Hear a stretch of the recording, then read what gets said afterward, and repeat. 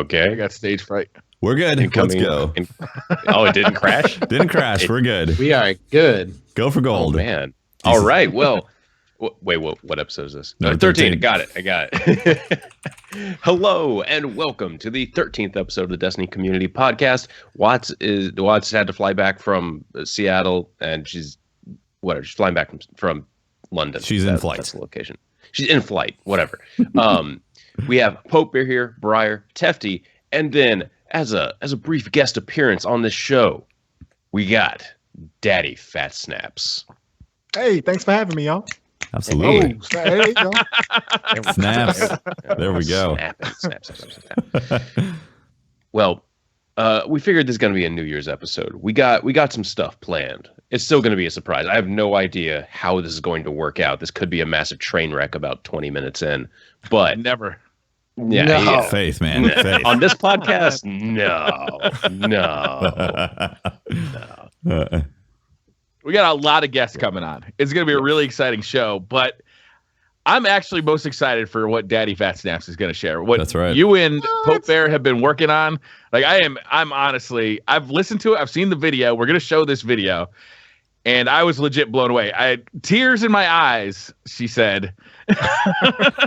This thing is great. I'm really looking forward to showing this thing on the stream. It is really fun. Well, I really appreciate that, dude. I mean, it's funny. It kind of evolved too, because I know me and Pope were talking about a few different ideas. I know originally we were kind of talking about doing something that's kind of a year recap of the year, and I started thinking as I was writing it down and coming up with ideas with it, and kind of bounced it back and forth with Pope, and it just kind of. It felt proper to do something like a year-end, something with a lot of emotion, something about our community. And that kind of led to the next thought where, I was thinking about, why do we all keep coming back to this game? And then it kind of just, ended up where it was, it just, I'm glad that you like it so far. It ended up in a very good place. Yeah, very good spot. Yeah. Yeah, and actually, thank you, Tef, for letting me steal a few clips from your video. Absolutely. Yeah, no worries. Got that quality footage. Dude, This, happy about that. Yeah. This song is perfect for the theme of this show, which is taking a look back at the year, thanking those guardians that have been in the trenches with you day in and day out. And that's the message that we're sending. We're looking back at year 2, and we're paying homage to those guardians that helped us through the raids and go flawless in trials, and to all of you guys who have been here through our trials and have been fans of our show and been watching. And so this is us thanking you guys, and we hope that when we sat down and started looking at this with Snaps, it was like, yeah, let's thank the people that really matter, and that's you guardians out there. So exactly. I think we should play it, because we are on a time frame. We are on a time frame here, and I wanted to. Yeah. Let's just do it. Let's do Yeah. it. Can you do it, Ted? All right. Yeah, let me cue it up. Give me 1 second. Everyone be quiet. Got to be quiet, guys. Okay, we're going.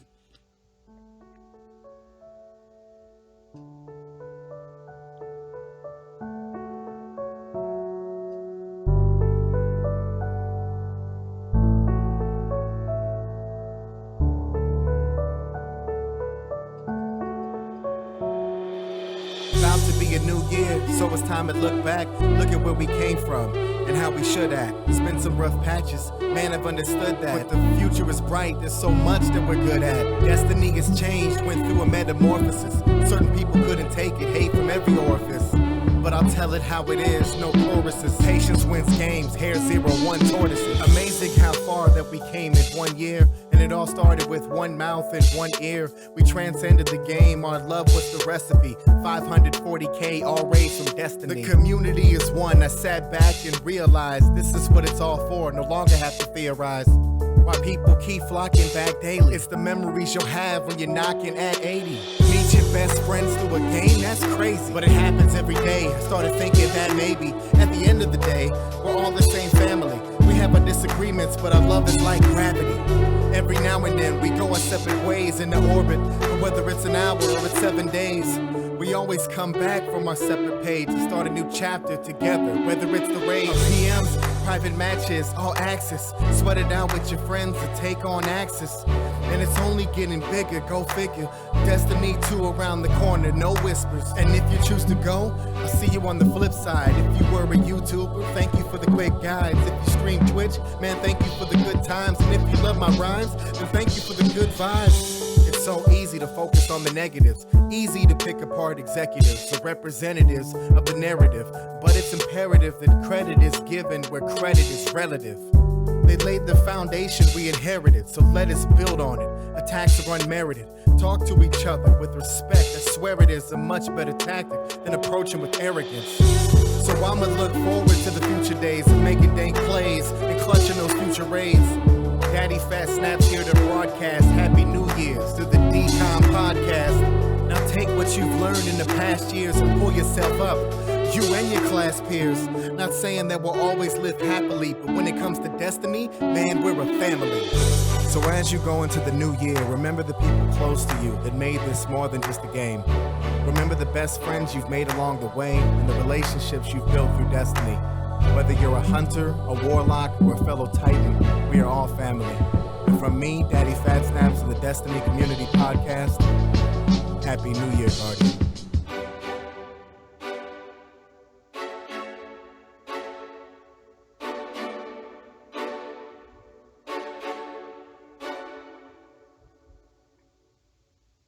There we go.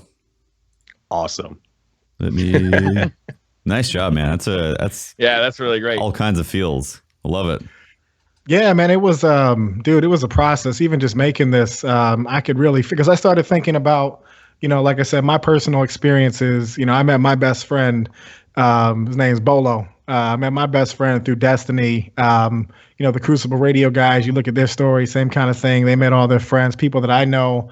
You guys running this podcast, how many people has this one game really brought together? And I know, obviously it's real easy, and that's why I put that piece in there. It's real easy to sometimes get negative about things that are going on in the game and the community, and sometimes it's really quick to lose sight of really how much this one game brought us all together and gave us all these different experiences.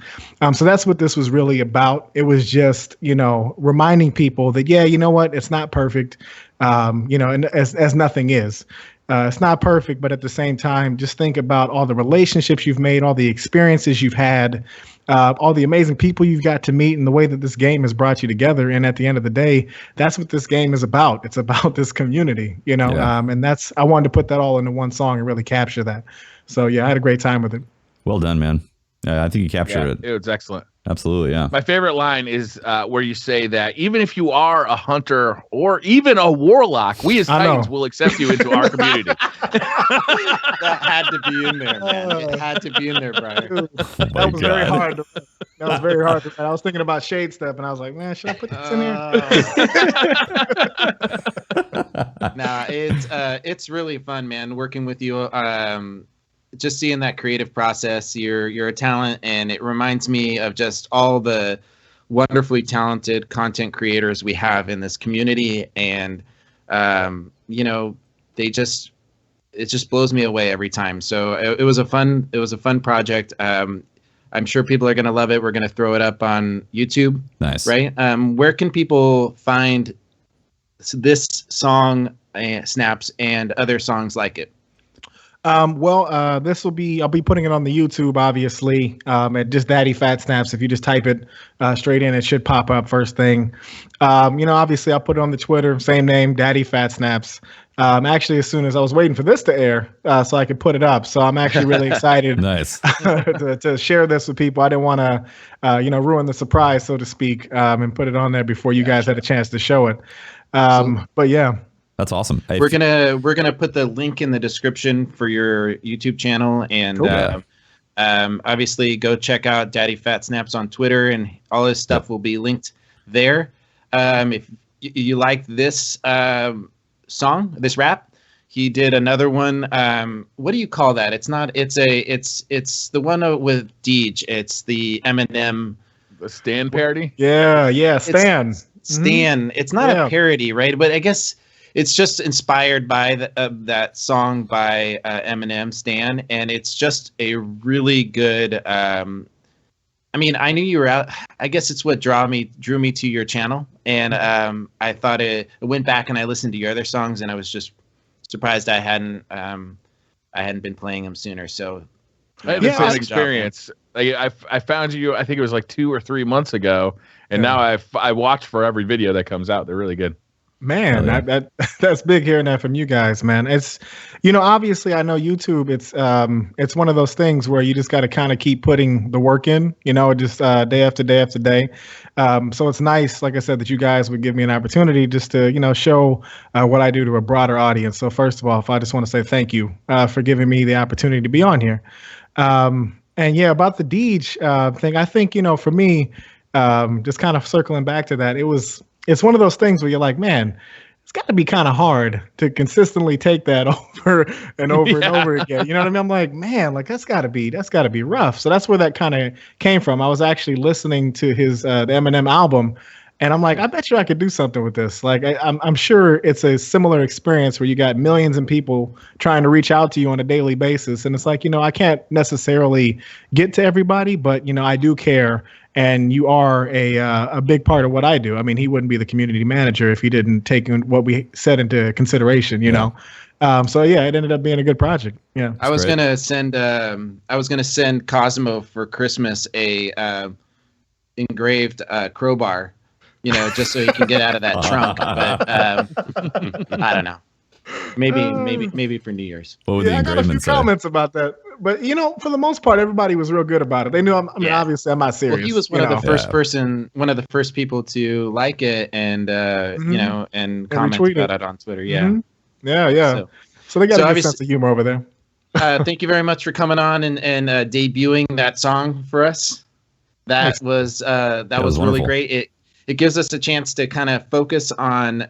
The theme and goal of this podcast today is to bring in guests from the community. Some you're going to meet for the first time, and some you're going to be a fan of and follow on Twitch and on YouTube. But we want you guys to welcome everybody who comes through tonight, and they're going to share stories of year 2. And just like Daddyphatsnaps here, people and things that have made them, this game special to them. So is there a particular year 2 moment for you, Snaps, that stands out? Year 2 moment. You know what? Actually, it's just. I mean, it's actually kind of a thing that's recurring with my team. But I hate PvE. Like I have no patience. I can't do it. It's just, it's just the grind. But my guys in my clan, they're always, whenever I lag behind, but then it's time for Trials of Osiris or it's time for Iron Banner or something like that, and I'm like 50 levels below, they always rally behind me and help me get back up to the point I need to be, even though they're having to retread everything they've already done over and over and over for me because I'm too stubborn. But, I think that's just that's a big thing for me. It's just always having somebody that's willing to, do what you need to help your other teammates out. And it's just kind of sentimental to me in a way, like they're always down to help me. So, it's nice. Nice. Okay, then. We'll also be showing that video at the end of the show today. So if you missed it at the beginning, we'll be showing it again at the end. Man, and I want to thank you, Daddyphatsnaps, for the video. Is really good. Yeah, I appreciate that, you guys. Thank you guys again for having me on, man. Yeah, great job, man. Thank you for coming. Wonderful. On. Thank you. Cool. All right. Happy New Year. So we have a guest coming up in a few minutes. Mm-hmm. And about 5-ish minutes. In about 5 minutes. But while we get that situated, how about you guys? Any particular moments from year 2 that kind of resonated for you? I can shout one out that a lot of people know about, and it happened during the summer, and has become somewhat of a legendary moment. During a certain Xur stream, we were doing the King's Fall, as you guys have known. I ran a lot of King's Fall raids during the summer. A little bit. Yep, you know, quite a few.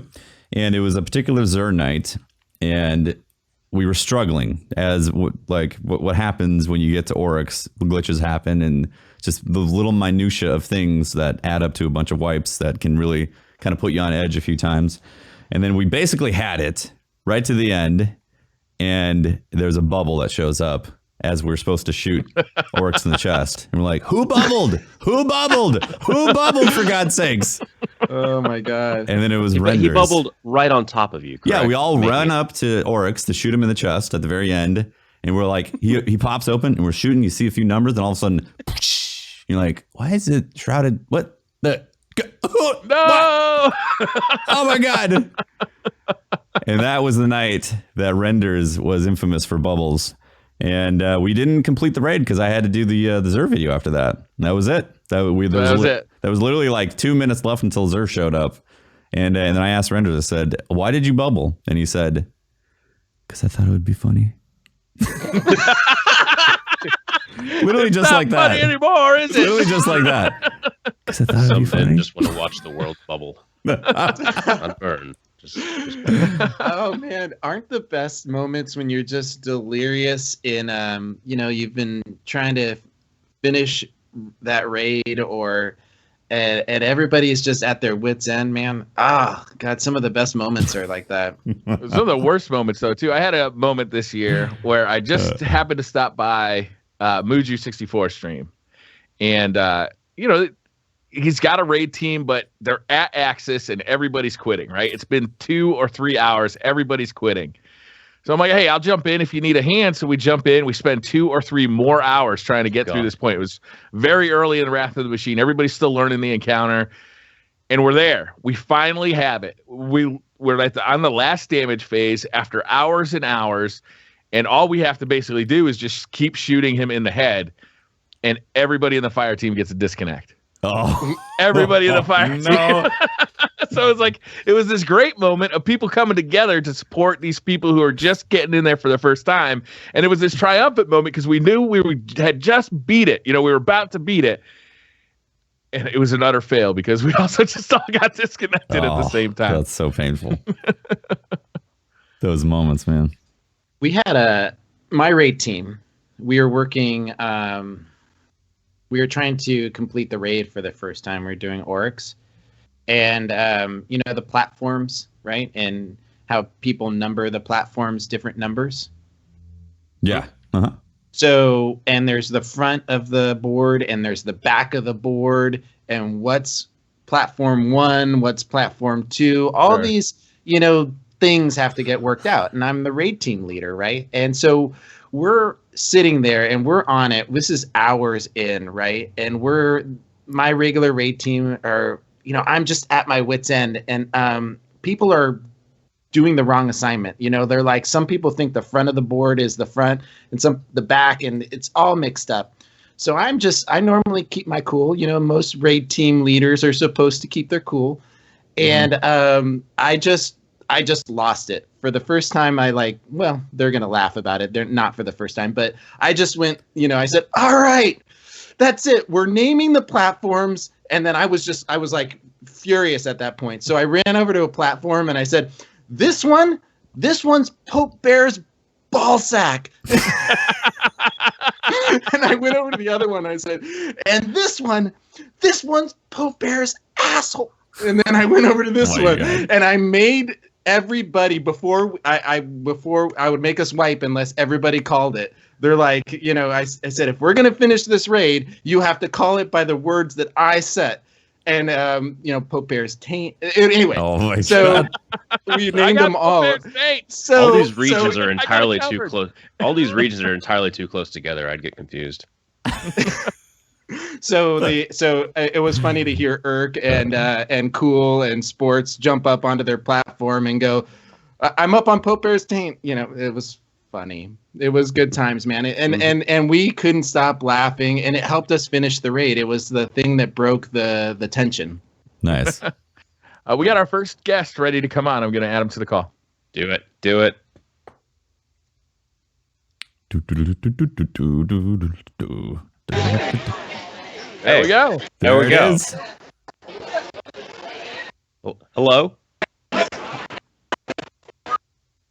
Oh, Hello. there we go. Hello. Hello, sir. Deej, There we he go. is. Oh, He had video. So- Now he's gone. So here we have Deej calling in from the local watering hole. That's Right. me. Can you hear me? Are we Yep. good? We can Yeah, hear I think we're Yep. good now. I think Closer. we're good. So I am here with TTL Guns, our Hey. new friend Lauren, and TTL Locomotive. And their Guns is in town because he's here to attend a party being thrown by Locomotive. Nice. So that's the best thing about holiday travel, right? Is, Oh, yes. people that you might play video games with just might end up in the place where you live, and you get to hang out with them. So, That's great. Hope you don't mind the bar chatter in the background, but this is Not what at all. we did Nope, ourselves yeah. tonight. Thank you for joining us briefly while Oh, you're of out with your course. friends. Of course. The We're in a theme was local microbrew bar. celebrating the theme was celebrating year 2 and the things that made Destiny special to you, and it just didn't feel right without celebrating it with you. What's been that thing that's made it special for you this year? Oh man, I mean every year doing this job feels like so much more than a year. It feels like an age, you know. I think at the beginning of the year we were kind of looking at the April update and then Rise of Iron. For me, it's about real life connections. For me, it's about getting out to places like Gamescom or E3 or PAX or sending Cosmo down to GuardianCon. We all know each other's stories. People in the community who follow each other on Twitter or follow each other on Twitch, we all know each other. We understand each other's roles in the community. But it's those real life connections. Even if it's somebody who's in a clan that, there's only, 12 people in that clan. And there have been so many great tweets over the course of the holiday season where, people are, meeting up with their clanmates for the first time. And they send me a tweet and they say, hey, Bungie, thanks for making such a great game. You made this great night possible, and stuff like that. Just like, that's what I love most about my job, is being able to pay forward the moments that I have, with people like this guy.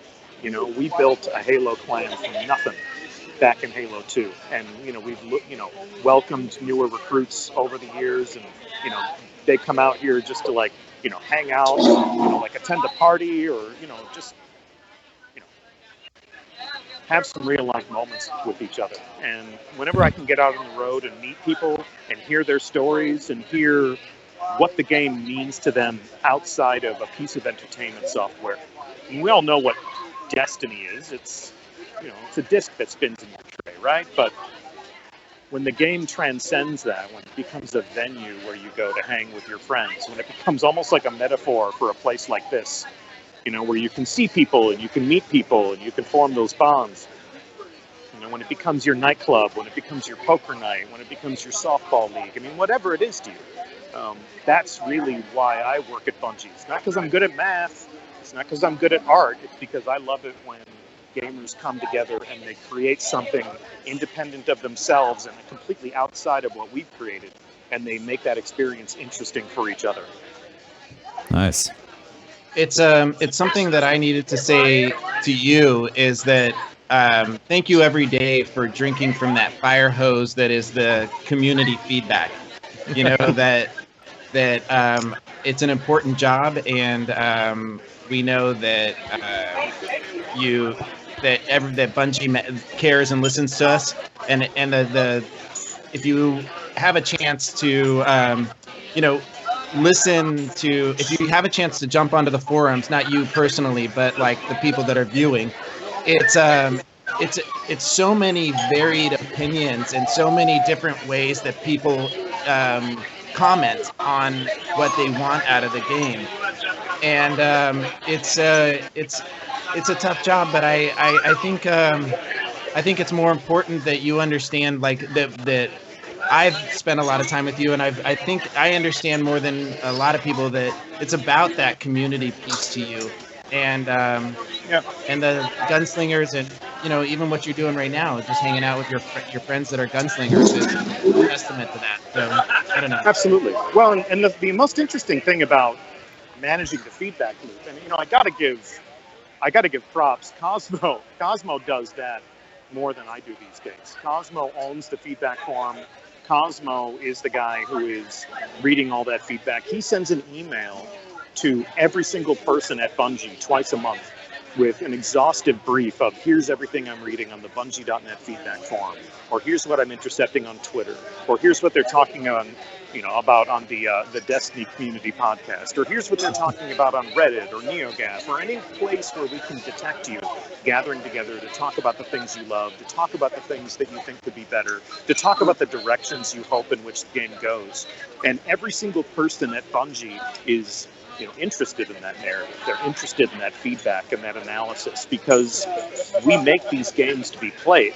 We don't create Destiny so that it can sit on a shelf and we can admire it.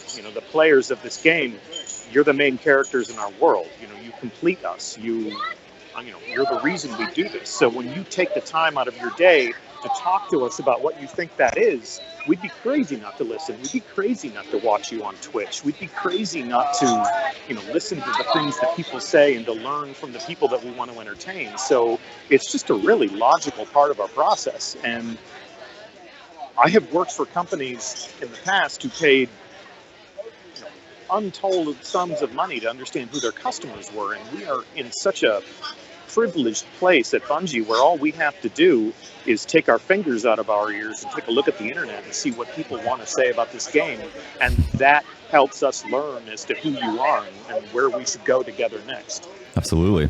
Something that I've learned as a content creator, doing both YouTube and then doing full-time Twitch, is that above and beyond everything else, community is your number one factor. Like, obviously there's entertainment and there's experiences that are created, but your community is 100% your focus and what drives the future on that stuff. And I think Bungie, you guys have done a great job of giving us the leeway to form our communities. Bring a bigger community, and then all of these little communities that form up behind this. Well, and to empower you guys to put on your own show. We put on our show. We create our game. We build the world that you inhabit. We build the stage that you use to entertain your people. And any entertainer, any creator, any artist, they need to know their audience. That is your path to success. And when I was in college, I studied theater. When I first joined the workforce, I worked a lot in sales or marketing, and that truth has rung true throughout all that time, all those different ages. Know your audience, know who you're talking to, and I've had my own stumbles and steps managing the Destiny community, because at first I didn't know who you people were. I didn't know who the Guardians were. I didn't understand. Pardon me while my mouth goes up in close up. Somebody needed to go down the lane here at the bar. This is the weirdest podcast I've ever done. This wins, by the way, of every stream, of every interview, of everything I've ever done in the service of the Bungie community. This wins. And my friends here at the table were like, "You're going to do what? Why do you need Wi-Fi? Can't you just talk to us?" And I was like, I promised I would do it. Thank you. You're a popular guy. You can't just talk to one group. You gotta talk to the whole internet. Can't have one social experience in one night. Come on now. So I guess you guys are in story mode tonight, huh? People are telling their stories. Telling some stories. I gotta tell you this one story. Jared and I have been part of the same Halo clan since Halo 2. I'm fond of saying that. I'm kind of a broken record because it's difficult to hold a group of people together. I won't talk to you about those challenges, because we had maybe 50, 80 to 100 people that we had to migrate from game to game to game throughout the course of our, campaign as people that entertained gamers outside of the game. You all have audiences that are tens, hundreds of thousands, and maintaining a clan, leading a clan is one thing, but having a huge audience is another thing. And back when we were running our clan, one of the things that we did that was important to us was we would raise money to benefit combat wounded veterans. We were playing war, and we were, playing the part of the soldier all the time, right? So we were also saying, like, copy that, moving to intercept, and we were talking like we were badasses. We were, pretending that we were soldiers, right? And it occurred to us one day that there's people that do this for real. And that was one of the things that we did in our community, was to raise money for people that did that in real life, and to try to benefit them, and to try to make them comfortable in the hospitals where they were recuperating, or to, bring their families out to be with them while they were, trying to make themselves whole again back here in the real world. And this year at E3, I got to hang out with Stephen Machuga and the guys from Stack Up, and they brought some of the veterans that they brought to E3 up into our booth. And one of the things we said was, you guys should come to PAX this year. We should hang out. You should come to Bungie. You should hang out with us. And at PAX West, I had the opportunity to meet a bunch of people who had served in the armed forces. And we pretend to be heroes. We pretend to be warriors every day, and we get angry about what happens in the Crucible, and we think we're a badass because we beat a raid boss. But we are we are playing the parts of these warriors that these guys have actually been in real life. And to hang out with them at PAX, to raise a glass with them at the Twitch party, to bring them into Bungie, and to let them play some of things that even you don't know about. Leave them alone. But yes, they play things that even you don't know about. That was outside of the game, outside of the tweets or the streams or the updates or the patch notes or any of the things that we do or talk about. To see that the game could be not just a piece of software or even a piece of entertainment, but a component of someone's healing process was deeply moving for me. And to see the relationship they had with each other, and the fact that they could still enjoy the camaraderie that comes from being in a fire team, beyond the lives that they lived on the battlefield, and to come back home and to find a place in Destiny where they felt comfortable was, it kind of boggles the mind what a video game can be. Whether it's a place where friends come together, or a place where people build social networks that rise or fall, or a place where somebody has an escape that reminds them that they're a hero. It's pretty amazing to me what the Destiny community has become in such a relatively short period of time. And the cues that you've taken from the social designers and the creators of Bungie and the world that you've created, and the fact that that world is so welcoming to people and so nurturing and just a good place for people to be, is something that we thank you for. And I know that the theme of this show is to say thank you. So it's easy for me to tune in and to dial in and to also say thank you. Thank you for giving these people reasons to be friends with each other, and thank you for anybody who waves at somebody in the tower, with a low grimoire score, because Destiny can be a fun thing where you go and you blow some stuff up. And I understand there are people that play Destiny solo. I would be surprised if they watch this podcast, because this is an extension of our social community. But, every time I detect that social gamer who says, I like to play this game by myself, I acknowledge that people do like to play games that way. I promise that we try to make a game that's good for those types of gamers, and I try to ever so gently nudge them toward the light, and to encourage them to join a clan, or to make friends with people in the tower, or to add people to their friends list, because that's really when this game shines, is when you enjoy it with other people. Mm-hmm. Yeah, absolutely. That's really awesome. I mean, that's kind of like at the ethos of why I play and why I'm involved. I mean, I have a similar backing in Halo and with the clan system like you did, and to be at a point where we can raise a glass with our fellow guardians and enjoy some time with them is awesome. And I personally want to say thank you for helping to create this universe. No, and I didn't. I had no hand in creating this universe. There were people who were daydreaming about Destiny for years before I showed up to run their Twitter account and moderate their forum.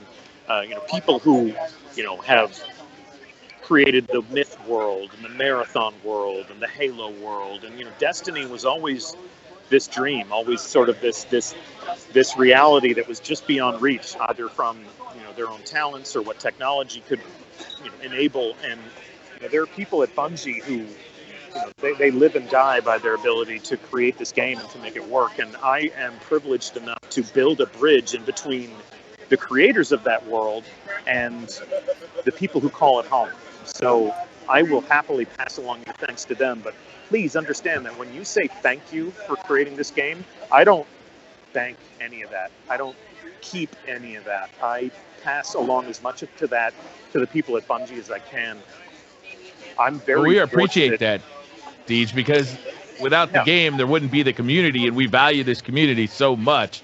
Well, and, from the guy who, creates a PvP level or a gun to the guy who designed, the crest of Alpha Lupi, each piece of that goes toward the game that we all love. Mm-hmm. Who knows how many people there are doing it. We don't know. But it really is amazing, how many people have created this game, and, that's what created this community. Yeah, well, and that's the spark, right? But at the same time, a spark in a puddle of water does nothing. A spark in a puddle of gasoline catches flame. So, you guys delivered that additional ingredient that we needed. And when we were making Destiny, we had high hopes. We had fantasies. We had ideas as to what this game could be or what it could do. But you all showed up and you took it up and you made it yours and you told your stories and you brought people together and anybody who's ever taken a noob along in their first raid, anybody who's ever sent an invite to somebody to join their clan, anybody who ever danced with somebody with a low grimoire score in the tower, you have actually, look at this, I'm in a high traffic area now. You have all made You've all made the game. I'm such a 10 out of 10. Love it. Aren't I right now? Like, who's this guy talking to his phone in the bar? And all they see is me. All I can see on my phone is myself. So it looks like I'm talking to myself. They're like, you're vlogging. You're vlogging in the bar right now. Yeah. Hey, everybody, I can't drink beer by myself. I'm full on millennial right now. I keep trying to frame up my friends. No, really, I have friends. I got lots of friends. Okay. Oh, that's fantastic. So yeah, it's been a good year. Anytime I can go to Gamescom and meet people who tell me stories about their clan in a foreign language, or anytime we go to E3 and I meet people who work in this industry who love playing Destiny.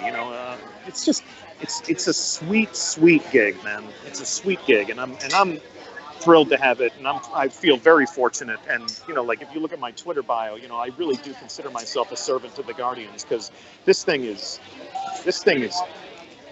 it's big. It takes a lot of people to create. It takes a lot of people to keep full of action and personality, and it's a privilege for me to be able to build a bridge between the people that make the game and the people that play the game, and hopefully help them understand each other, in some small measure, and then, to be able to hang out with the friends I make in this thing, and I mean, it's always a good year.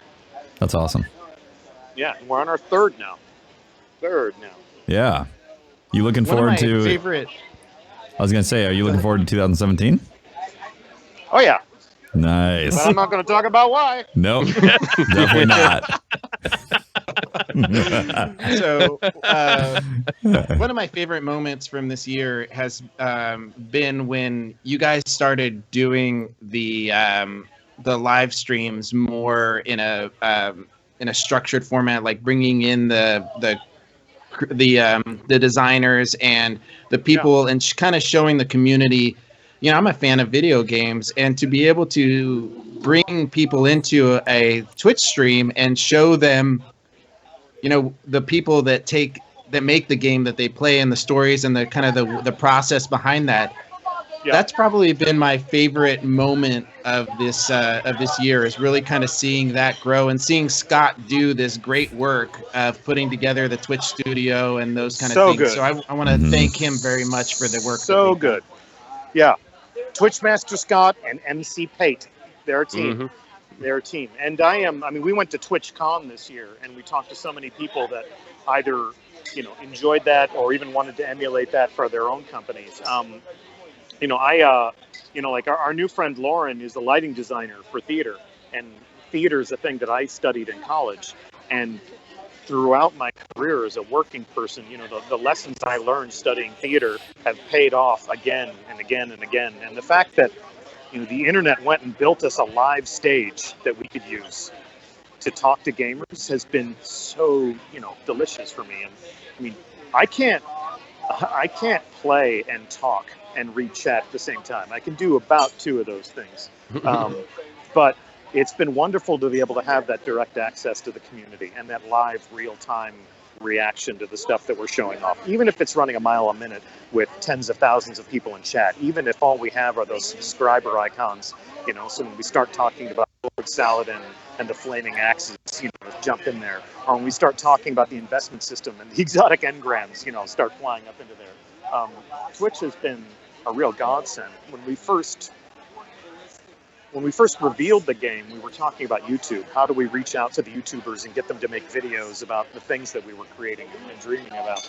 And Twitch has really, on par with YouTube, which is a platform that's dominated this industry for over a decade, Twitch has so very quickly turned into a thing that has been crucial to our operations in running a community or talking about our piece of entertainment. And the fact that that's been there, and the fact that we've been able to go to that place and have a relationship with the people who play our game and let them have a relationship with some of the people that make that game has been a rush. And I've been so grateful for it because really it's the conversation. Buffering. And we can do, what? No, we're good. I think we're good. We had a patch. You're a little bit laggy, but then came back. Okay, I'm back. The matchmaking system brought you back in after you lagged out of your fire team. It's all good. Yeah, the activity host restored me. So we'll continue to do that. I mean, we can do a ride along in the Plaguelands. Liger was asking me to do a ride along of the Sparrow Racing maps. I mean, there's any number of things where we can still invite people down to our Twitch studio and let them talk about the things that they created. So you brought it up, Hope. What else would you like to see? Man, I am always fascinated by I'm gonna say his name wrong, but Dorje Belbrook. Yeah, like I'm always fascinated by these are designers.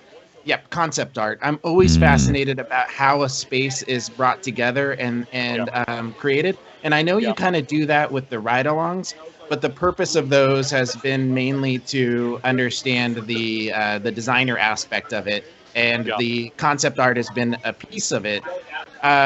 Maybe something like an artist corner where we get to find out a little bit more about. Do you remember the careers at Bungie interviews you used to do? Yeah. Breaking in. Yeah. Breaking in. It would be great to see something like Breaking In again, where we got to meet some of because these are the top talents in the industry. I mean, a lot of people play this game and want to dream to be, future designers and things. And that would be fascinating for me to see. Yeah. Well, and I love to give them their moment in the spotlight, and I mean, every artist wants credit for the things that.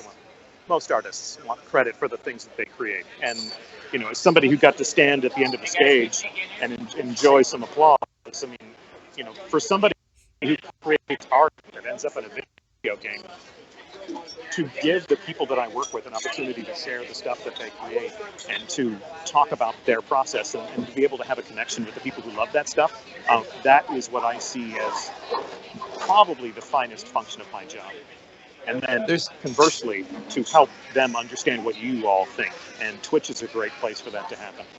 There's a cool thing that I don't know a lot of people know about, but the proceeds from the Twitch channel, the subscribers that you guys have, the proceeds from the Bungie store, and not only that, but also commitments that you guys have. I looked it up. You're the nonprofit of the Bungie Foundation. In 2016, over $1 million was given out to charities, and that's a lot of money. I mean, that's just crazy. I think a lot of people look at Bungie and go that you guys, say some nasty things, but and that's quietly done in the background. And I just, as someone who I think the community knows, what I try to do is focus on charity. I just think that's, I don't know. I think that's really awesome. Do people accuse us of saying nasty things? No, people say nasty things about Bungie being, okay. about the money. Anyway. Well, I mean, Bungie's a business. We create entertainment that's for sale, but at the same time, we know how fortunate we are. I mean, when I say that I'm fortunate to have this job, just about everybody at Bungie would say that. So the Bungie Foundation, the Bungie store, the things that we do with the Make-A-Wish Foundation or the iPads for Kids program, I mean, the Bungie community has sort of adopted St. Jude's as, sort of their spiritual outlet for, altruism and charity. And, that's really pretty closely in line with what we like to do also. If we're at Seattle Children's Hospital, giving them, sort of access to games so that they can be playing games and have a healthy escape while they're recuperating. Or if we bring someone from the Make-A-Wish Foundation into our studio, it's not a thing that we talk about because we don't want credit for it. We're doing it because we want to. And if you want to go and research that and talk about it amongst yourselves, certainly that's welcome. But we're just doing it because we know that we're enormously lucky to work together and to combine our creative talents and to build these worlds that connect people and to work in our space and to be able to give life to our imaginations and then invite all of you fine people to blow our imaginations to bits. The charitable work that we do is our opportunity to give back to the world that has been so generous and so accommodating to us in terms of who we want to be. That's awesome. Yeah, it's wonderful. Blocking that guy. Best What a place, world, right? best place to have a world. podcast ever. Yeah. Thanks to Charlie's Bottle House for giving me their Wi-Fi. Otherwise, none of this would have been possible. So I'm going to stand up now, and we're going to walk around the bar and see if we can find somebody that plays Destiny. That'd be amazing. No, actually, I'm kidding. We're not going to do that. So I was like, okay, let's Does go. the owner of the bar play All right, Destiny? let's go. What? Do I play what? No, I'm trying to drink this porter. Could you go away? So what else do you want to talk about? Am I butting up against someone else's time? We got someone else supposed to be coming in here in about 2 minutes. In 2 minutes, but, yeah. All right.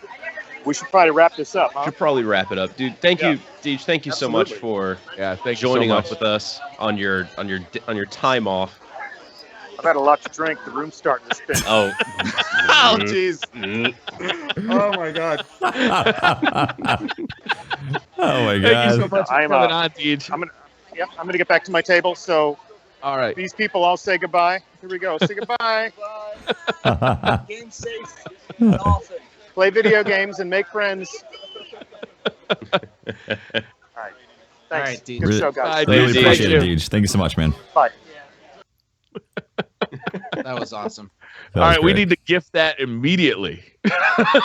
Yeah. GIF magic, guys. Clip it and GIF it.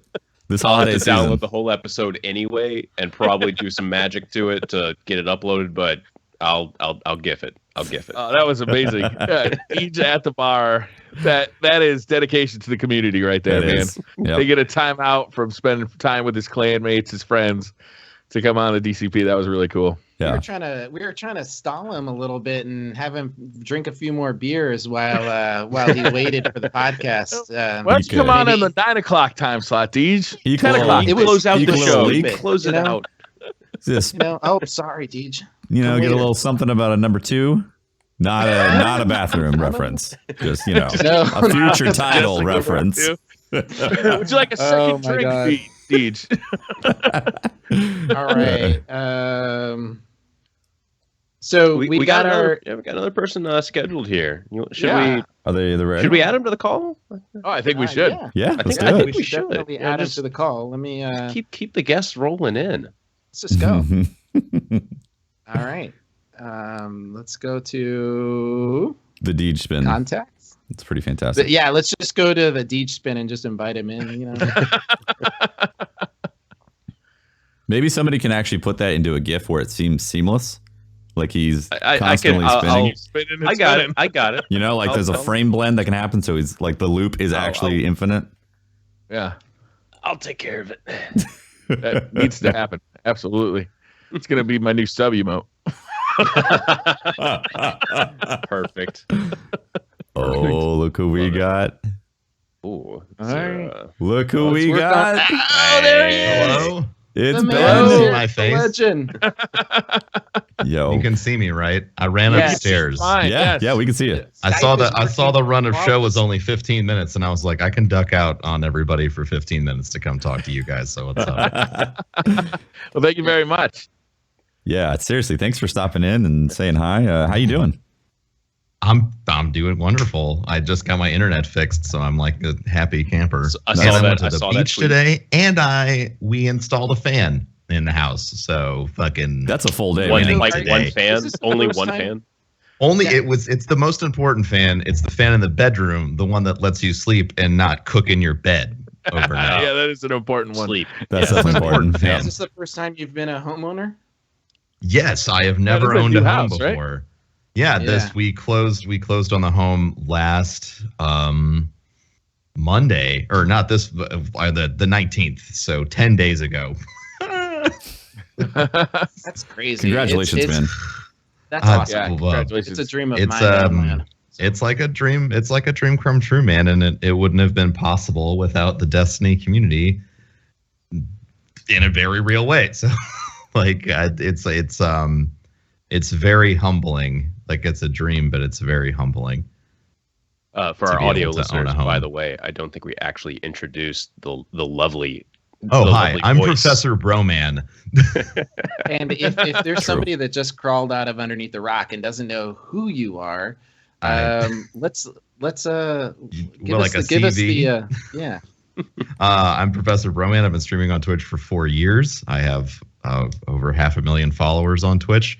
I've been streaming Destiny since the beta and the game on Twitch since day one.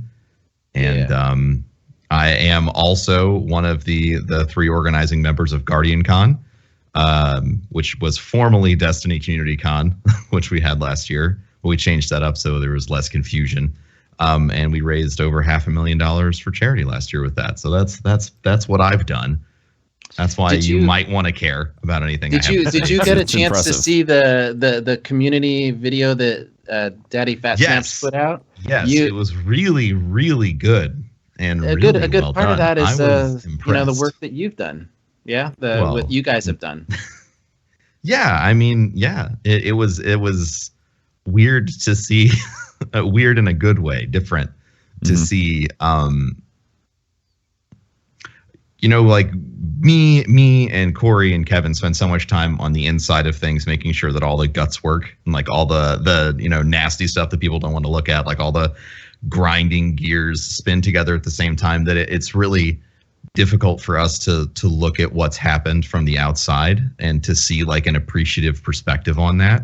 And watching that video, like, and seeing the fun that people were having at the event, all this stuff that I didn't get to see because I was running around making sure shit was working the whole time. And it was really humbling and really made me proud of what we had done. It was, it was very special for me to be able to see that. Broman, I asked on Twitter today what people's like favorite Destiny experience was over the last year.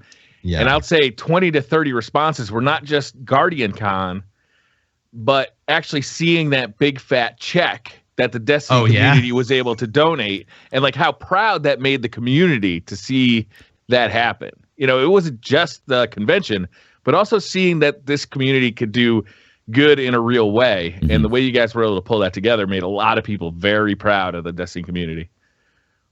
Yeah, I've always been a big believer that people want to do something good, and all you need to do is give them the opportunity. And there's so much positivity in the Destiny community that to be able to make an event, and I knew I knew that if we could just make a place to focus all of that energy and try to like cut or etch a difference in the world, through that lens, we would do a phenomenal job. And having that check go up there and seeing like, look at what a bunch of a-holes that play video games can do for kiddos. Stick this in your ass, mom and dad, or anyone. Like I love having examples like that to give to people, to say like, listen, you think gamers are X, Y, or Z. Well, look at the things that they did. Yeah. Look at the awesome people, the awesome lives that they've changed. I've never been more proud of the Destiny community than I was while hosting the last 4 hours of the charity marathon. And I guess I was thinking about this since you told me about it all day. What was the moment that kind of stayed with me throughout the last year? And I forgot his name. God damn it. But when Bungie's CEO donated $2,000 during that block. Oh, Pete Parsons. Pete Parsons. It was Pete Parsons. I second guessed myself. Yeah, Pete Parsons donated $2,000 during that block, and it really solidified to me that the positivity, the focus on being kind, isn't just something that's isolated to the players of the game. It's also at the top of the totem pole. There is a person that cares, and I thought that was really special. I don't know. Not a lot of companies have folks in charge that would care that much about a community event.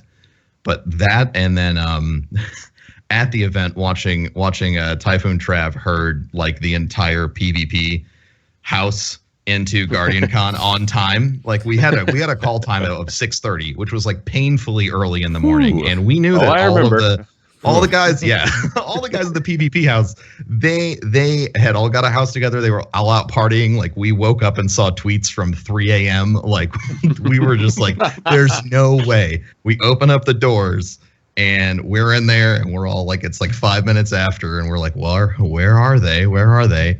And then like a cat herder comes Typhoon Trav with like everybody in tow, and I was just we were all like, what the fuck, he did it. He did it. And Trav was like, yeah, I set my alarm and I started bugging these guys at 5 a.m. and I'm so tired. And yeah, so there you go. I'm also super proud of Trav, and those are the two moments that stick with me. Later on that day, just so happened Trav also then collapsed and had to sleep. Had to sleep for like 2 hours. Just like, boom, was out like halfway through that convention. It was amazing. Yeah, he needed to chill. Yeah. Well, Broman, I'm going to tell you that one of my favorite moments was when during the last year was streaming for. I've done a couple besides the Guardian Con charity streams. We've also done charity streams for breast cancer research and a couple of different ones throughout the year. And I've also seen the absolute givingness of individual Bungie employees, right? That are just, it's just like, because on my end, you get to see who the donations are coming from, right? And on ours, they were writing in, names, but not necessarily their like Bungie name, but just they wanted to give to the charity. So, I'm not going to call them out right now, but I mean, there was a handful of Bungie guys that donated, $500, $700, $1,000 to several of these charities, and they didn't do it with their, they did it anonymously, and it was just one of those things where I really realized that what I was a part of in the community that I was a part of was something special, Yeah, it's incredible. It's really great. It's great that we have a place like Twitch to gather remotely as well. Like I think about that every once in a while. I'm like, isn't it awesome that we just have a place on the internet where we can all go? And it's totally an ad hoc setup. Like there's no form or function to Twitch, but out of this like potential has arisen something that's so amazing because people have a strong desire to be cohesive. I think it's incredible. Yeah, that's great. You guys are making me feel all sorts of good feelings, you nerds. The innards are, and it was my feelings, man. It was great to see Deej, there at a bar with his buddies from, Tide the Leader. I guess that's what I'm excited for, and why I'm heading towards GuardianCon this year. Is there's just so many friends that I've built throughout the years that getting a chance to hang out there and be a part of that is going to be something that I'm looking forward to. That keeps me going. What are you looking forward to next year? I mean, what's on your horizon? I mean, my like on my horizon for next year, obviously GuardianCon's huge, and there's my focus for GuardianCon last year, and my continued focus this year is I'm the charity director, so it's my job to make sure we can have a whole bunch of fun things to do to raise money for charity. So leading up to the event, I'm actually looking forward to. We're still doing the marathon stream, right? The full week, and aside from that, we're also going to be putting together a whole bunch of little smaller events to sort of try and include more people from the community. And fingers crossed, if we can make it work with St. Jude, we're actually going to have a partnership with them and GuardianCon, so that anyone can go and participate at any St. Jude walk or run in any city, and they can go there and represent GuardianCon, and the total that they raise at that event will be added to the total from the community. Oh wow! So that's awesome. That's huge. That's something that we've been working on. Hopefully it will be done by the end of January, and you guys will have 5 months to organize an event at any walk and run that's anywhere near you. Nice. And that will be incredible. Well, we have so those are the things I'm looking forward to the most. Kevin's going to be on the podcast on January 26th. Oh man! So hopefully you picked a good day to have Kevin on. No, we picked that day on purpose. We picked that day on purpose. No, that's a day that we're hoping that we can work together with you guys to announce a bunch of stuff and to get get the hype train going, and it's going to be a great event, and anything obviously that we can do to be a part of that, I do have one thing. So you're looking for fun community things to do for the event. Sure. Everyone always says I'm Professor Broman with hair. Okay. So what you want to do about it? I think I want to be Professor Broman. I'm going to set some personal goals. Like if the community raises this much money, then I kind of want to shave my head. I think that's a great idea. Wow. I think I should do the whole head shave, and then I want to while I'm down there. $10. $10. I got a 10 spot right here. I can see it. I can see what he's talking about. Well, then I want to show up on your stream. Just you go to the bathroom and I come, and then I step in. It's that would be good. A little Freaky Friday thing. Yeah, a little bit. That would be good. What we need to do is during GuardianCon, when you guys are together at the house, do a twins stream. That would be adorable. That really adorable. I would get a bonnet and a baby bottle, and we could be like twins and really cute weird. little baby twins. Yeah, I made that weirder than it needed to be, but I wanted to make it weird. Great though. I love it. We're with you. No, I wanted to zoom my camera in. Oh my gosh. The remote. That's great. Yeah. Well, I think you may know the next guy that's coming on. Is it a dinosaur? It's a dinosaur. I've heard it's a dinosaur. I am related to a dinosaur, so it might be a dinosaur that I'm related to. Yeah, I heard that he was putting on his eyeliner and makap. It's hard for him to put on his human suit when you catch him out of hours, and you guys definitely did. So we won't judge him. For sure. Well, it was wonderful talking to you guys. Have fun with the dinosaur. Thank you so much for coming on, and thank you for everything you do with GuardianCon. Yeah, absolutely, seriously. man. Anytime, and it is my great honor to be able to put on and help with such a great event, for sure. Thank you so much. Have a good New Year, sir. Appreciate it, man. Peace. Thank you. That's great, man. That's a fun conversation. Yeah. It's a good guy. Who's got TeeWrex? Not it. I think I got him. I can't do it because I'm streaming. Yeah, you can't do it. You're streaming.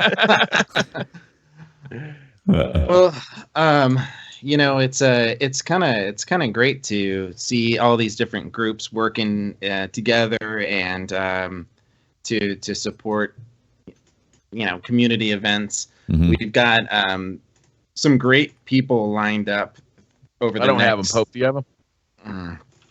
I'll work on it right now. We got some great people lined up over the next He's in chat, so if you need month. Yeah. maybe he can whisper you. Yeah, whisper me and Whisper to and, Pope T.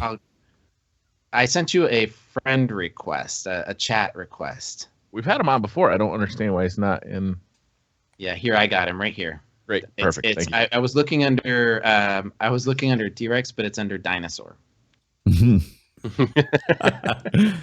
Broader classification. So I just gotta search dino. Yeah, there There it you go. is. There he is. There he is. Captain Rexington III. That is phenomenal. I thought Chester Coppertop was best, but I think that takes it. Oh my gosh. Wait, is Hello, it, M Dinosaur. Yo, There T. we go. There he Hello. is. How's it going?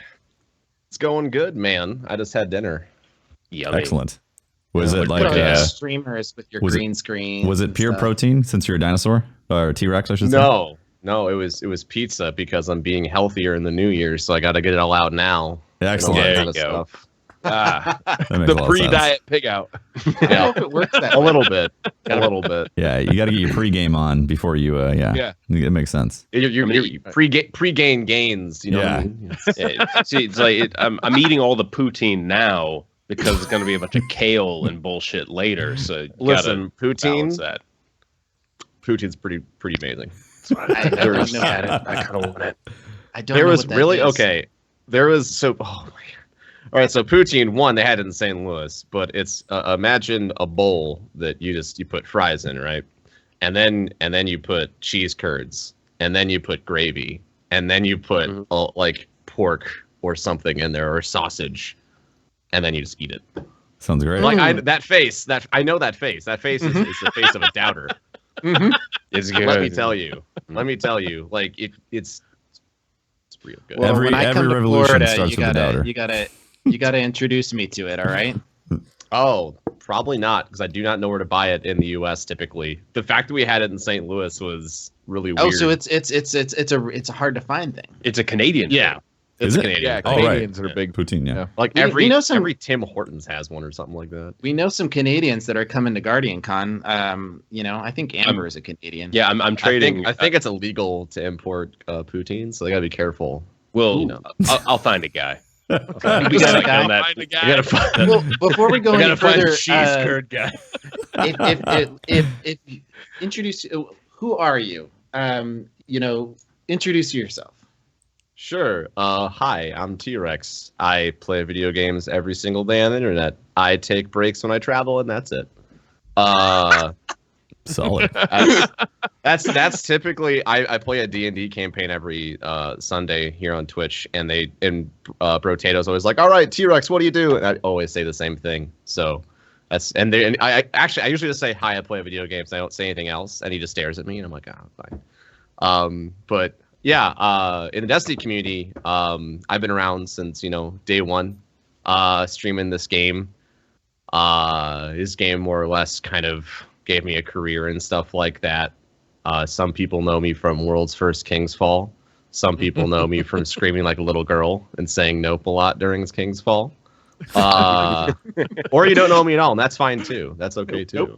Nope. If you haven't seen that clip, go and look for it. It is the best, It's man. real good, man. That is real such a good. highlight. Yeah, it's how I You know, got my movie. if you're listening to this on if you're listening to this or you don't know what we're talking about, TeeWrex was part of the world's first team, right? And for normal, right? So the community really hadn't seen the raid yet, and so you run up to and activate the fight, right? Of orcs. Yeah, I didn't know it was gonna happen. So Right. We don't know. we Nobody at that point really knew. And of course, if you played the raid of Oryx's big gigantic body comes straight up behind, in the screen in front of you and fills your vision. And you like a genuine reaction. It was great. You turn around, you're like, gone. Fantastic. But yeah, it was because people are still getting loot, and we didn't know. Like you hear in the background, Got's like, got a motherfucking shotgun, and like he's just people are in the inventory. And then my favorite part though is Cheriana's in that clip. At the very end, he just goes, "I was in a menu." Because I just walk forward because I see this light, and I'm like, "Oh man, what's this?" And then the light just kind of boop and goes over the cliff. And so I look over the cliff, and then this giant face just kind of shows up. And I just run. That light betrayed you the entire run too. Like at Yeah. the start, there's this guy, and he's like, "Oh yeah, just follow the light." And then when you get into the hive dick wall room, it's like, "Oh, well, just follow the light." Boom, slam against the wall. And now, dude. That was a great time though. Like that's probably the highlight of year 2. We're not here to talk about year 2, are we? No. Oh yeah. Actually- I mean, we are actually. that was still 2015. It doesn't count. Yeah, that was. It doesn't count. Well, I think it should be year 2 in general. Beginning of year 2. Yeah. I mean, Right?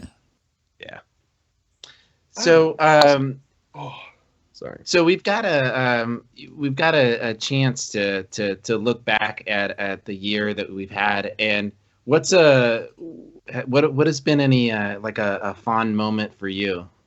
I have a few. One was for the Rise of Iron launch. It's just kind of a funny moment.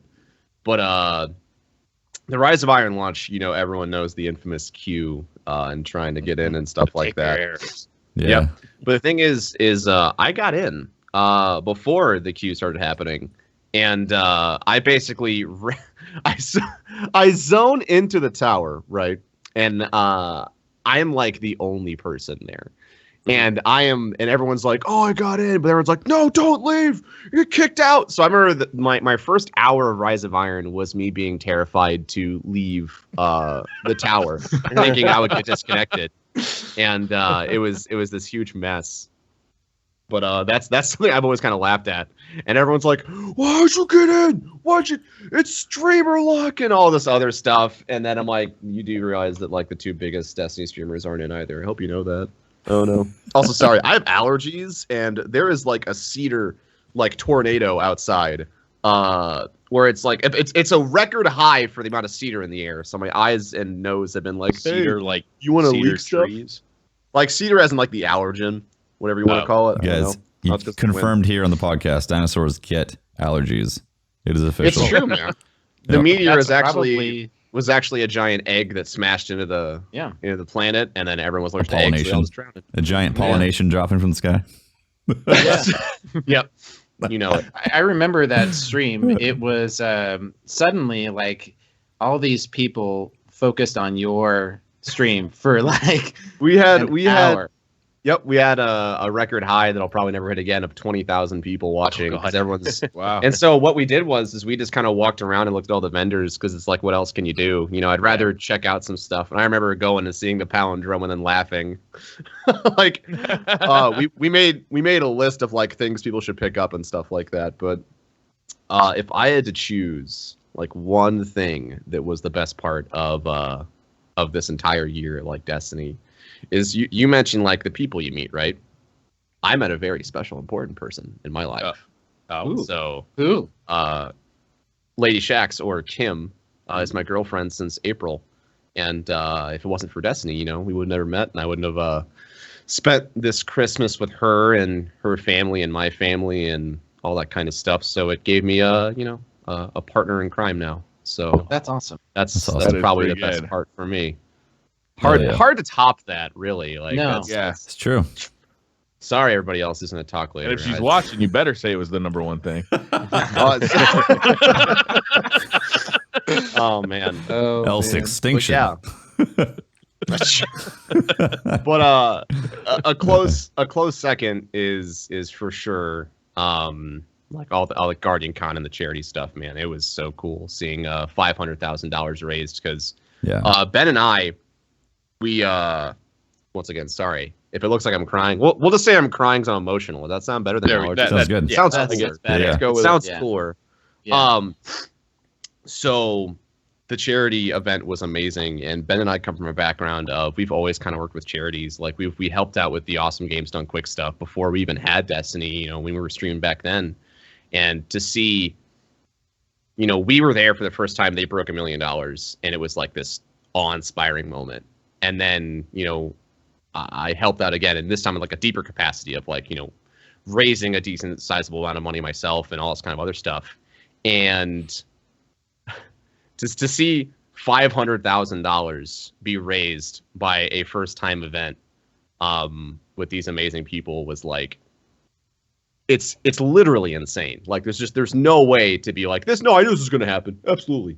Like I thought like, yeah, it was possible, but I think it was going to happen. And I was like banking on it. No, but it's so great seeing so many different people come together and do something like that. Cause it's, I don't know if you guys, I'm gonna pull the curtain back, people who are watching. I don't know if you know a lot about streaming, but getting more or less hundreds of streamers together to do something is like the apocalypse. Pretty much. It's like trying to herd cats because everyone has their own thing that they want to do. And everyone's just like, man, I'm going to go over here and do stuff. Told me we're going to have like 8 separate guests tonight. And I was like, yeah. All right. Exactly. I know, right? It's like, all right. I was literally like, I wish me luck because this is. So the fact that it went so well and like we raised so much money for St. Jude's, like I'm super excited for this year because now we're going to up the ante. It's not even going to be just about how much we raise, but it's about the quality of the show we're going to pawn up. It's going to go even higher. So I'm excited for next year for sure. Also, I looked it up. There are a lot of good poutine places in Tampa. Depending on how much. Apparently, my wife is watching the podcast right now, and in chat said that she knows a couple great places right here in Berkeley. There you go. Apparently, a lot of people are breaking the law and smuggling that stuff in the United States. Right? Who would have known? Who would have known? But if it's in Berkeley, it's got to be healthy for you. So, that is not the case with poutine. Poutine healthy. It's like one of those triangles. You can have poutine some or paleo healthy. gravy. Well, leave it up to the people in Berkeley to figure out how to make poutine healthy for you. You know. Nice. And ruin it. And ruin it. It tastes good anymore. I don't understand. It's not the same. I don't feel my like arteries clogging as I'm eating it. Just missing that feeling of internal death. Yeah, no. It's it's great, man. I've loved, you know, as I've taken a step back from, you know, I don't stream anymore, and I'm a fan that loves to jump into streams. I am really enjoying how tight knit our streamer community has become, and the people that represent the you know, this game throughout the community. And it feels like you guys are all just, you know, from raiding each other to working with each other, and it really is something that you don't see in other games. Yeah. Well, I think it's just because we all want the game to succeed. And I think we all realize that in order for the community to stay positive and to stay tight-knit and to keep, you know, doing things like the charity event and Guardian Con, is that's a requirement, you know, is being involved with one another, you know, through hell or high water. This is where we are, right? We're all in this together. You know, we're all part of this game and this community. And there's times where I'm like, all right, nose to the grindstone. I got my stuff to do, but I'm always looking around. I'm always checking in, saying hi, all that kind of stuff, because that's just kind of what community is. Yep. Sure. Yeah. All right, we have another guest here coming on very shortly. TeeWrex, thank you for coming on, sharing some memories from year 2. Here's to year 3. We'll see you in Tampa at Guardian Con. Yeah. All right, I'll see you there. Thank Have you. a good one. Thank you for Appreciate coming it, on. Later, man. TeeWrex. Hey, Pope, you're muted. Muted. Technical difficulties. It's okay. It's There okay. we go. It was better that it was muted. Guys, is there gluten-free poutine? Can you make gravy and French fries without Mav Oh, mute muted. button? Hello? There we go. Hello, is this thing on? It's your mother. Hello. You have to wash behind your ears. I just want to say I'm going to bring on my best man impression because I got to represent the women with my manness. So Awesome. Right. Sounds good. So, Just show us that gnarly cut that you got on your finger. oh, Yeah. it's covered up, but I'm very Oh. it's stitched up. heavily bandaged, so It's you know, heavily plus- Franken fingered. That's your like a. that's your trigger finger, I know, right? that's the trigger finger too. Yeah. Woo. I've been trying to use my middle finger, but that's also chopped open. So I wince a little, but I just buck up and just do it. Well, Mav, Do it. before we get started and we find out how you thug sliced open your finger, who are Straight you? And, Thug and thug slicing. Thug slicing. Well, my name is Mav. I stream a lot of Destiny. I think that's like an understatement. But I've done a lot of stuff with the community since before I even thought that Destiny could be what it is today. A lot of stuff with Stack Up, a lot of stuff with St. Jude, and it's just been really awesome. So that's sort of like me. I'm sort of the older sister of the directory where like you just come over and just laugh at me. I'm okay with this. Right. But yeah, that's me. Hello. What's up? Well, and you started. Did you always start streaming? Did you start streaming? Destiny? No. Okay, so for those who don't know, I started streaming Destiny when I learned how to capture card. So I didn't know. Awesome. I played since the beginning, right? I rented the game and stuff at the start. Rented? But yeah, I Nice. rented Yeah, that's a great. And you admit that openly. openly, poor as shit. I wasn't even on Okay. Twitch yet. So yeah, I started streaming Destiny more towards like the spring after it launched, and it's been really awesome. I wasn't even the one that told me. Miss Team KK. I don't know if you guys know her. Of course, yeah. Sort of a big deal. We need to get her on the podcast. yeah. At some point, Oh too. my gosh. Haven't had Yeah, her she's on. awesome. She's actually the one that was like, you need to And stream Lori, it. her as well. Yeah. Yep. Yeah, Lori's awesome. True story. We sat in a car together and talked to a guy. We were at E3. All the Destiny girls were together in a taxi talking to a parrot. A parrot. Parrot. A Parrot. gaming parrot? Parrot. No. It was a clip-on, like a cloth parrot Cloth parrot. on the dude's shirt. It was just it was a parrot. It was great, Boy, if I had a dime for every time I heard that. right? Only in E3, guys. Yeah. Los Angeles does magical things. Yeah, it was. So we're Mav. You've been you were watching. I saw you in chat. We've been celebrating this year, right? And Yeah. sharing stories with the community of stuff that we're thankful for. And you know, insane. yeah. What have you been? What are you thankful for over this What last am I? year? Oh my gosh! Just give me the vaguest question ever. No, but it's been amazing. Like just from the first Destiny Con, I didn't even know anybody. I met Broman and I was like, "Who are you?" And that was embarrassing. Just like my shame moment. But ever since the first Destiny Con, when I met everybody, and I know I had been streaming in the directory, but I didn't really know anybody.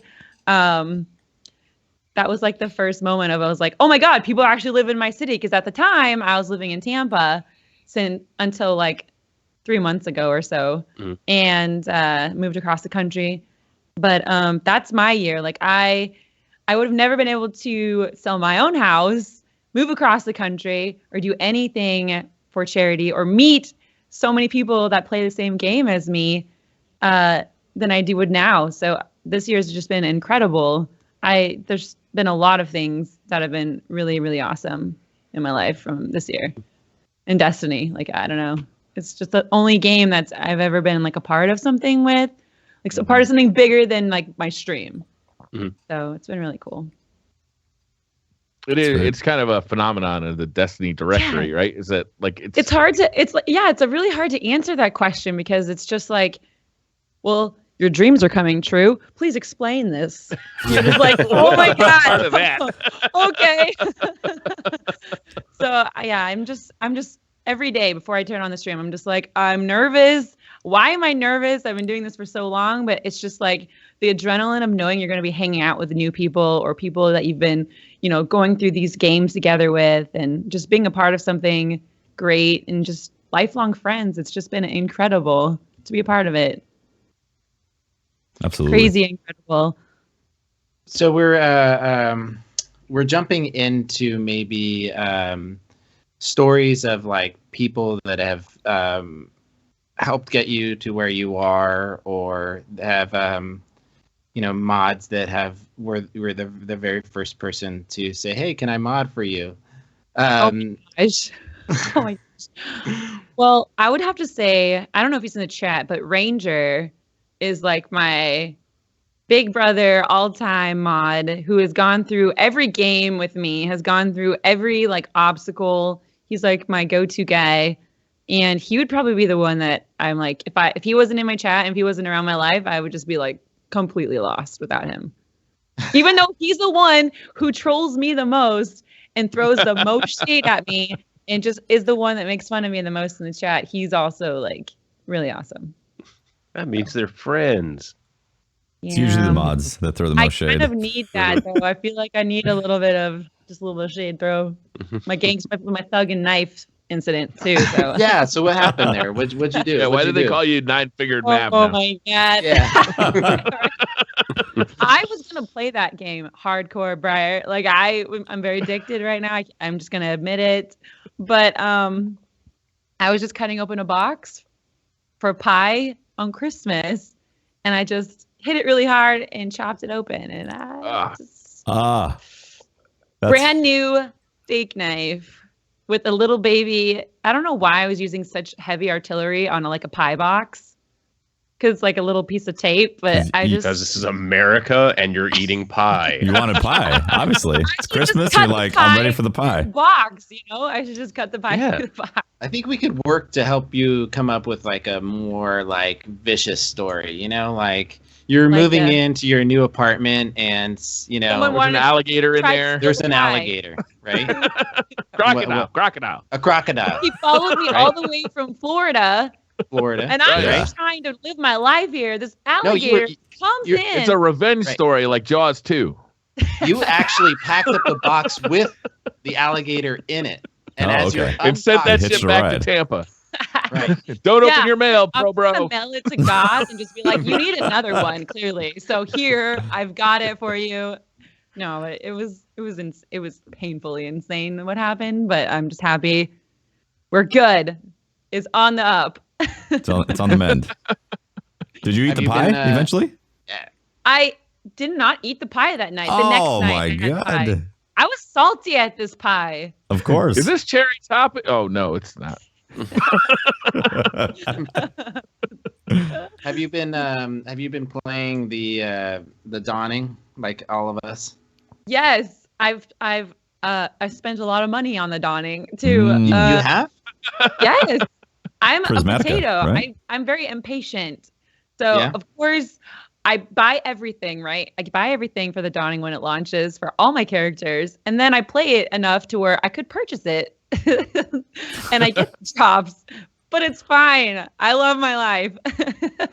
So you bought everything already, even though you're getting the drops for them. So you're seeing them the second time, and it's not like going, oh, well, maybe I shouldn't have spent that money. Oh, it's always like, wow, dang it. I should know better, just because considering I played so much. Like I play this game so much, I shouldn't even need to buy anything, but I just do because I just want it now. Have you gotten the icebreaker yet? No, of course not. It took me over a year to get the last word. Can we just... Damn. So this game hates me with the RNG. That's rough. Yeah. Every other game, my RNG is great. Like it's fantastic. Except for Destiny. We'll have to talk to Deej about that. Streamer perks. Deej, they're clearly not activated. RNG, please. Thank you. Only Deej do that. I got everybody in this party already on the streamer perk. So bullshit. Except for Patrick, who I just selective streamers perks. Because she has the worst RNG, actually. Yeah, Watts has some horrible RNG. But yeah. Does anybody on this call have icebreaker yet? No. Yeah, I do. Yeah. Of Yeah. course, Hefty Cool. does. I got it yesterday. It was Of course. incredible. It actually, Of course. I did the Nightfalls on Xbox, didn't get it, and then I did 2 Nightfalls on PS4. I was saving one to do with memes as a recorded video, and then I was like, I didn't get it, guys, and then flew into the postmaster, and I was like, no way, no It's way, like freaking no way. Getting there, right? Opened it That's up, the and I was worst. like, I can't. What? This is I unbelievable. literally played on Xbox one time. Well, one handful of times on my Xbox and got the last word. And I was just like, I'm done. I quit. I just can't handle this game. I'm worried that if I get it, I'll never run a Nightfall for the rest of year 3. Right.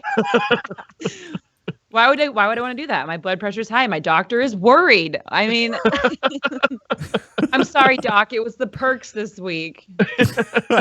Matt, what are you looking forward to next year? Like, as something that gets you that you want to happen or are excited for. I'm just excited to meet new people. Like when I went to GuardianCon or DestinyCon, GuardianCon last year.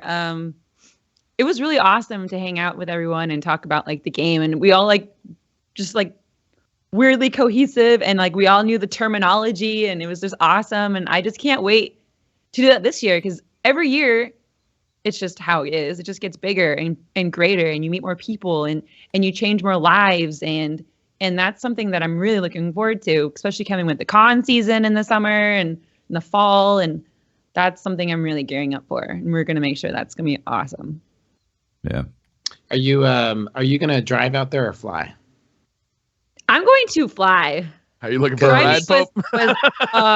So driving out here to Washington was an adventure. Yeah, Oh, I bet. Tell me about it, Yes. because I'm going to be driving to GuardianCon. For real? Oh my God. For real. Where are you at 3,000 right miles? I live in San Francisco. Oh, Pope. why? Why? You want So- to? I can stop by San Fran and put you in my carry-on, and then we can. It's not. Go to It's not about the. It's not about the money. It's about the adventure. We're my son, my wife, and I are all going to GuardianCon, and we are family jumping. trip style. We are. This is National Lampoon's Family Vacation. Oh no! Are you bringing grandma at least? Station wagon and all. You're not bringing grandma. And Don't bring the we're dog. bringing. Yeah, your We're beagle? bringing the Beagle. Oh and my we're gosh. bringing the Cavalier King Charles, and we're just loading them up in the car, I would definitely. and we're driving. Yeah, I would stop at landmarks. There are a few landmarks in Texas actually, and there's a prairie field where it's just covered in prairie dogs.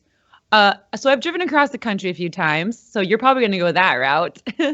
But the route to Washington was just awful. Just awful. I feel so bad. I'm sorry if you've ever made that trip. I'm praying for you. That's the one I'm debating for You when I have to move drive out there. you have to drive over a mountain, and Yeah. you don't know the lumberjacks there. They are very creepy, # creeper status. I didn't know if he was gonna It's lonely out there in the hills. I can't. I don't know what was gonna happen. I'm tempted to just jump into an Uber and go, take me to Tampa. Do you have 10 grand? I mean, I don't know. I would be your Uber driver. I could do Sure. that for you. Sure, let's go. Hey, honestly though, we're gonna be driving to Tampa and to GuardianCon, and then we're gonna go up to visit family, and we're just gonna make a big trip out of it. We're gonna spend 3 weeks driving. That's cool. Yeah. That's plenty. Oh my God, that's plenty of time. So that's Yeah, awesome. well, there and then back up through the Around. northern portion, and then come down. We've got the camping. We're gonna get this rack that goes on the top that has a camping built-in tent. Like a pop-up? Yeah, Camping. yeah. That is Cool. something I haven't done, and I don't know if I want to ever do. Well, Camp? I'm gonna What? record some maybe, video I mean, from it. Oh, do the Yeah. You camper? never Yeah. know. We're at Washington. When you I got a think- beard like Pope, you feel secure camping on the top of your car on the side of the road. Yeah. Yeah. I wonder if by the Just time. don't open the left door. Just don't. Yeah. Just be Lumberjack comes in, he's careful. just like, oh, Just watch out excuse for me. the truck. Yeah. Sorry about this. You're one of us. Maybe by the time you get to GuardianCon, you'll have a bear wrestling story, out in the wilderness. Oh, it's I gonna expect- be. I expect to. Yeah, I share had to trips choke a with you bear and out or go something. Adventure. Oh, it's gonna be epic. We're gonna be camping in the parking lot of GuardianCon when Broman and Goth open up the keys. Get the keys they out show and you your rattling. alligator farm because it's out back. Yeah. Oh, well, I'm gonna be out there on the just peeing in the parking lot, going ah. I'm just gonna hear the growl of the peeing, and I'm just gonna be like, "Yo, that's Pope. I don't know where he's at." That's The growl? The growl. when I The pee. growl of the pee. He just gets aggressive when he pees. You gotta mark your That's territory. what's gonna Like, happen. Pray for Get your out of life. here, bears. Yeah, it'll we be a have good a time. we do have another guest that's supposed to be coming on here very shortly. Matt, thank you for joining us. Thank you so much for inviting me. And thank you for starting this podcast. I know you guys were a part of one, and I'm just really happy with how this one has really been super involving. Like, this is exactly what I was really hoping from the community. So thank you for doing Awesome. this. Thank Thank you. Matt. It's been Thanks fun. for coming on too. Yeah, thank you so much. All right. Bye-bye. Bye. Bye, Mav. All right, I'll add this next guy up. You that picture Datto? that Matt picture.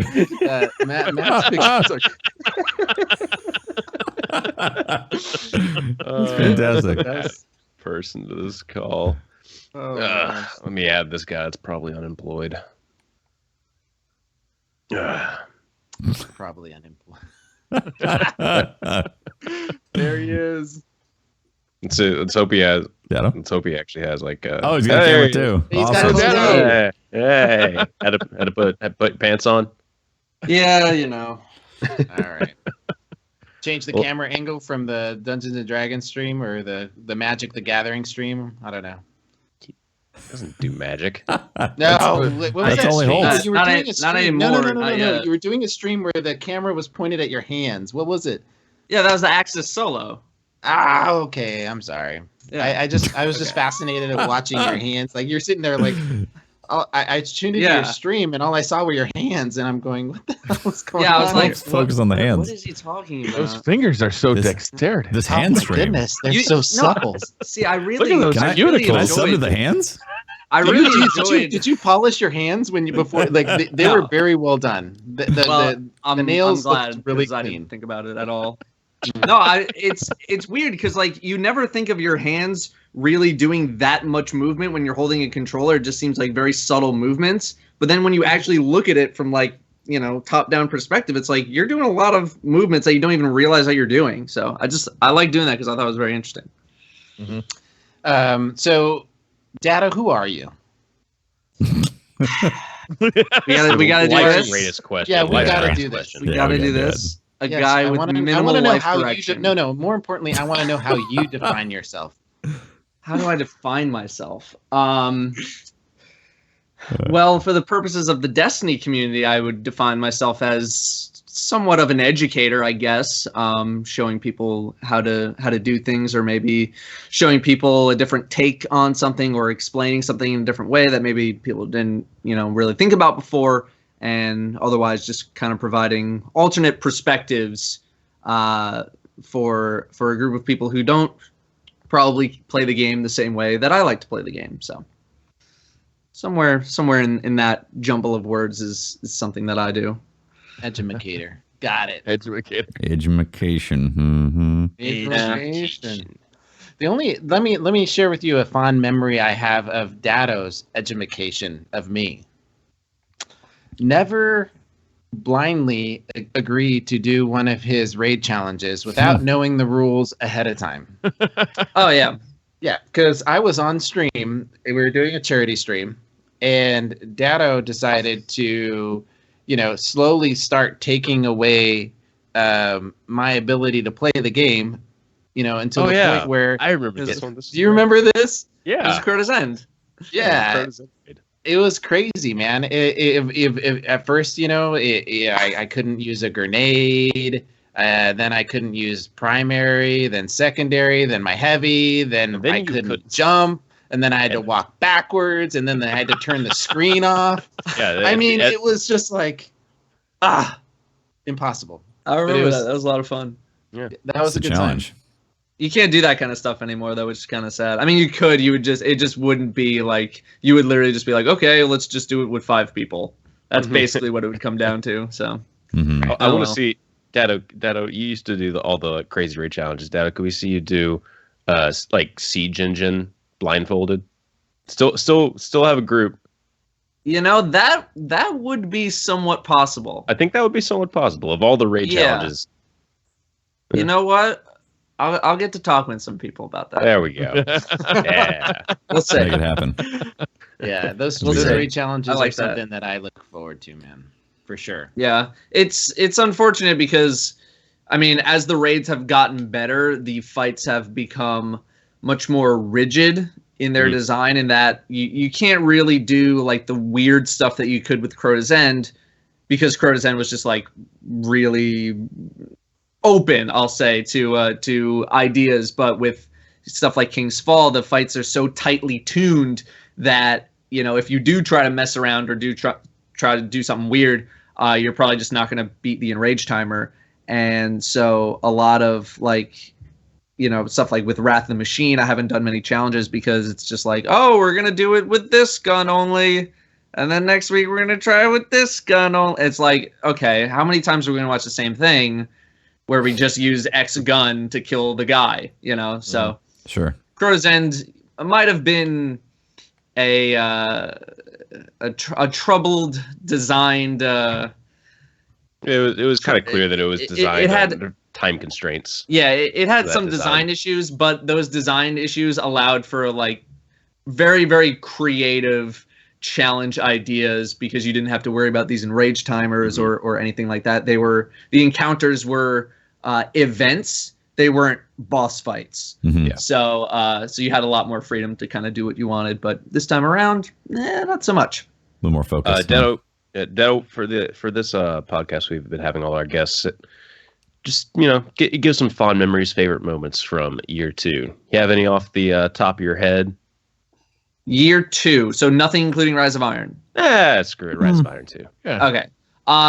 For me, I would say it would have to be being at the forefront of the raid exotics 2 years in a row. Touch of Malice, I remember just being up super, super late with a couple of friends, and we were just like looking at Reddit for whatever reason, and we saw someone be like, we made progress on calcified fragments, like something happened, oh, what's going on? And so I just said to the 2 other people who were there, it was just like, we're gonna go collect some calcified fragments now? It's like, screw it, why not? So we were up to like 2:30 in the morning, like collecting all these calcified fragments because we had already done the raid or whatever. And we ended up getting the Touch of Malice. And I remember staying up all night, putting up the video right in the morning, 9 a.m., and just crashing right on my bed. And then waking up to like everyone being like, what's going on? So that was pretty cool. And then the same thing kind of happened with Outbreak Prime, although is much more not me doing a lot of the work, but rather just presenting it in a way that people could understand. The majority of the work was done by like, you know, Reddit, and then the people in my clan did like a ton of work as well. And so like mad props to all of them. I never want to claim any credit for that, but like even still, like people around me or people that I converse with every day, we were all at the forefront of the raid exotic again. So to have that happen 2 years in a row was pretty special. And I would say a Rise of Iron specific thing was just popularizing Dark Drinker for the raid. I'm not going to say that I was like the first to come up with like, hey, we should use swords on Axis, because like there were plenty of other people doing it. But to be the person behind like popularizing it by kind of explaining how good of a weapon it was, that was pretty cool. Yeah. Just like seeing all these people, it's like, okay, now LFG is just dark. You gotta have Dark Drinker now. It's like, gotta have that dark. What did I do? Fight. I broke it. But yeah, I'd say those are some pretty special moments. Awesome. Yeah. Your clanmates that helped with the raid quest for the Outbreak Prime. You guys were also involved with uncovering the ARG. The ARG, right? Yeah. And so you're summarizing all of that. Okay. Yeah. I remember. I'm friends with Cool. we were on the same raid team, and I just remember how excited that that process was, and Yeah. you know, getting a chance to unlock that and having it all be part of a community thing. That was really special for him, and I shared that excitement with you guys watching it, and you know, everything from watching Triplewreck first when you first did the raid, watching him on stream, sitting there in that room going, you know, Yeah. there's something here. He sat there and he probably repeated that like 100 times in like an hour, going, man, there's gotta be something here. Yeah. I I mean, don't it was too much space for there to just be nothing. Although they did Mhm. later say, like on the raid ride along, it was like, yeah, we just need a lot of space so that we could actually load more of the raid later. So I was like, okay, that makes sense. But beyond that, it was like, there's gotta be just Yeah. something. Something is here.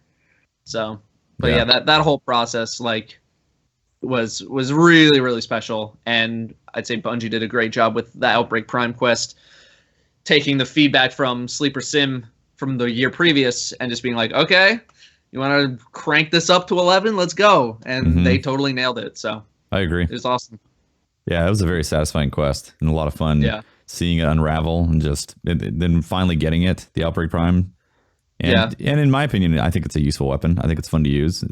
Yeah, it's very good. It is what I hoped a raid weapon would be. It's very, very, very good in the raid, and then just pretty good everywhere else. Mhm. It was great in last week's Nightfall. Oh my god, with nothing but fallen primary burn on. Mhm. Yeah.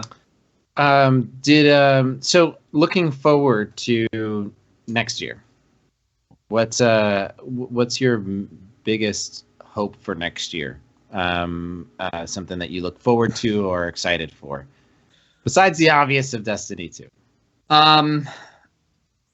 Hopeful for. I'm I don't know if hopeful is the right word. I'd say more worried. Just to see where my life heads in general, because you know, at least in the YouTube landscape, not a whole lot left to talk about with Destiny, and so the next few months are going to be pretty brutal in terms of, you know, providing YouTube content, or, you know, beyond just like Zer video and Arms Day and there's a weekly reset and like But whatever Datto, little. you don't do Arms Day. I know. I'm saying in Start. general. I'm You could saying for start. everyone. I started and then I'd stop 4 weeks later.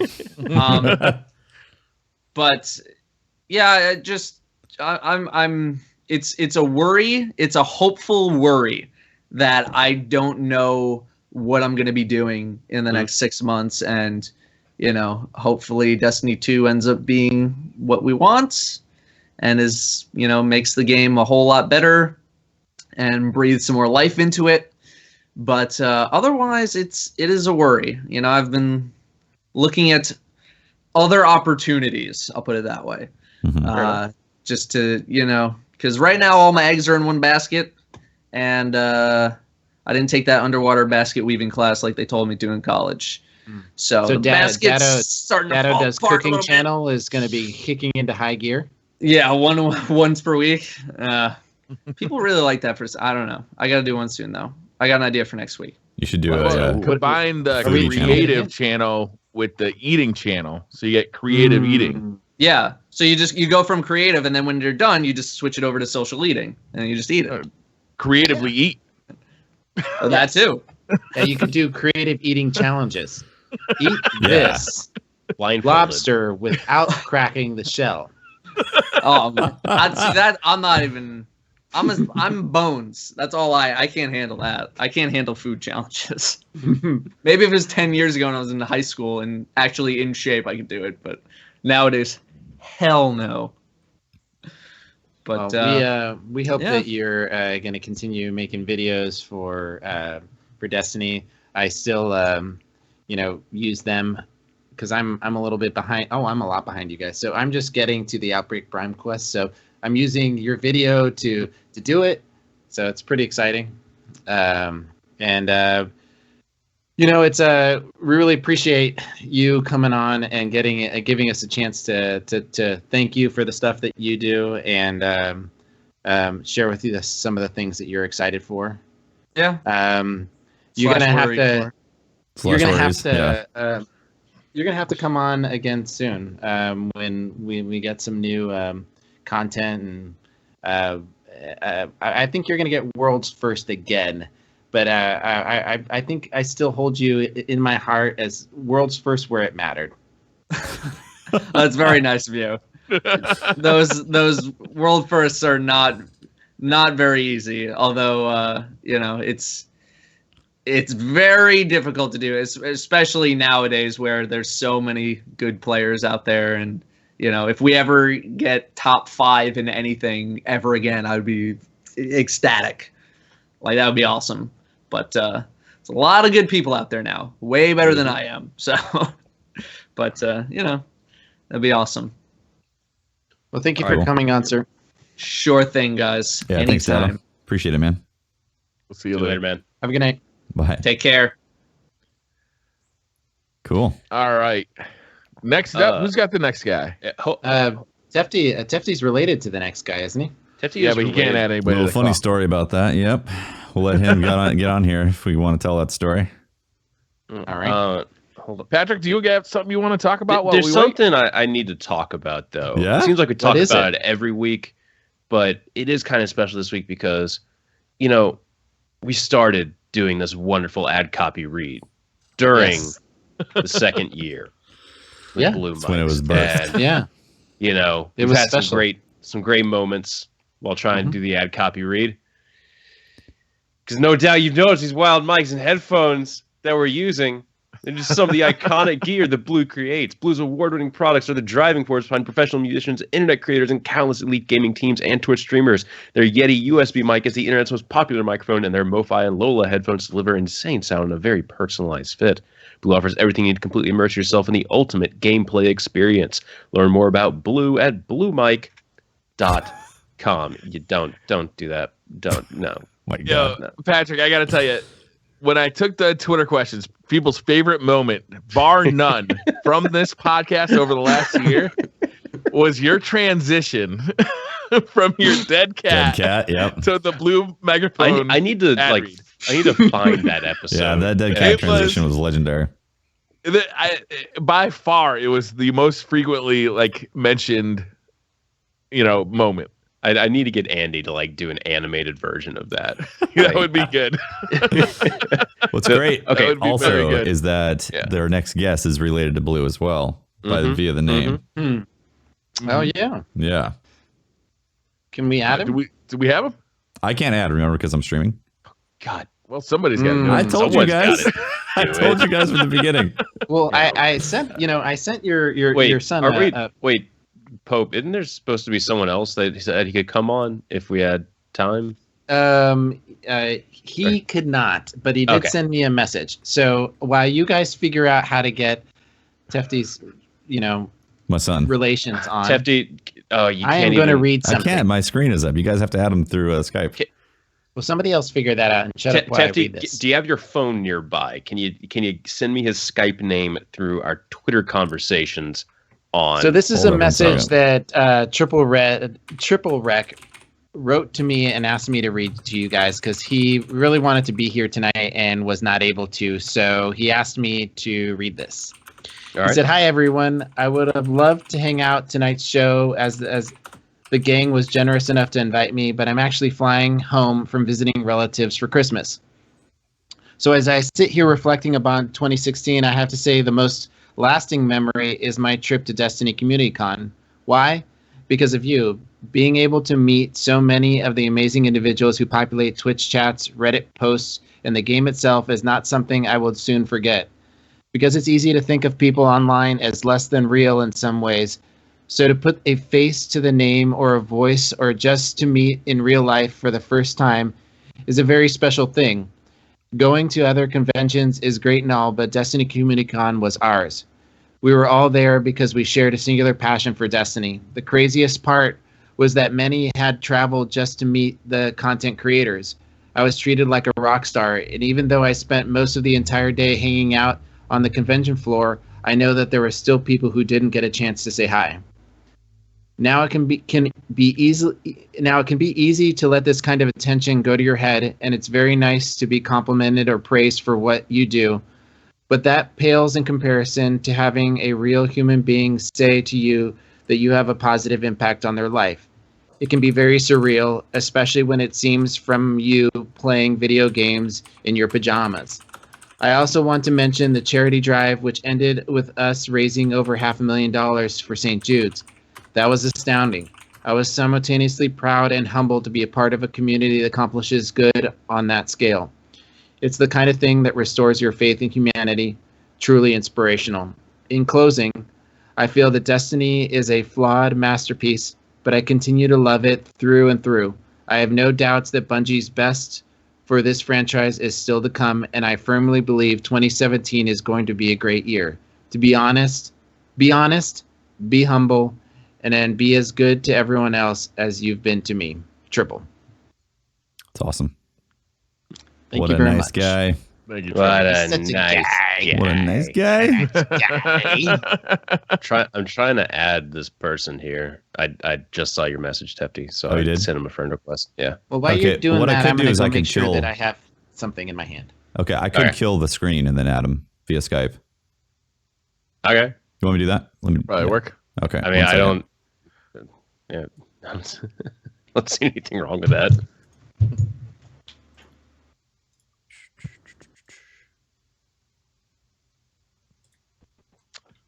So, Yeah, no, we need to do something about all this dead air My goodness. podcast.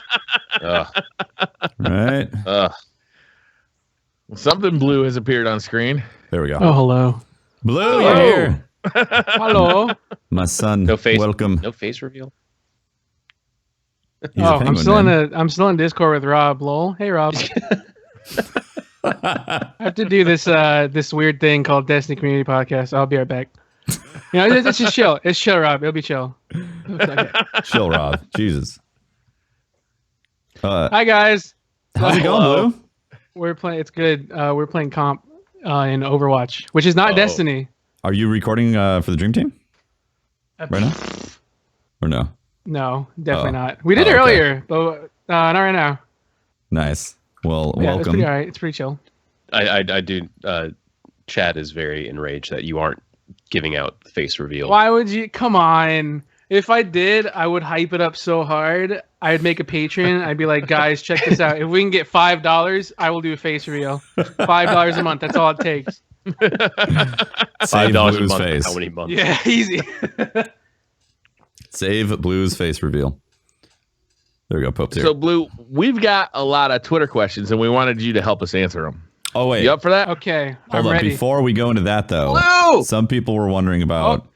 the sun reference, and I think we have to tell the story. It's not exactly Destiny related, but it is in the vein because the Minecraft experience was born out of the Destiny experience and why we all started playing Minecraft together. You remember this, Blue? Yes, Do you want kind to of. like begin how this happened? Are you gonna make me tell the story about how I have to call you my dad now because you want to bet? Is this what's gonna lead into? I want You to don't hear even this actually. story. You don't I even need to actually hear this care story. about Destiny. He just wants to tell people about how one day he won a bet and he suddenly now I have to call Tefty quote Well, unquote you tweeted actual it. daddy. No. You had to tweet it. That's what it was. I And had to tweet no, but I had to say it too. That was part of the bet. yeah, saying's one thing, tweeting's another. Let's be honest. Okay. You know what? Tweeting puts it on the public record. Okay, so here's how it started. So we used to do these Minecraft Sundays, right? And Tefty and Memes would all get romantic while the rest of us would like third wheel it, right? So,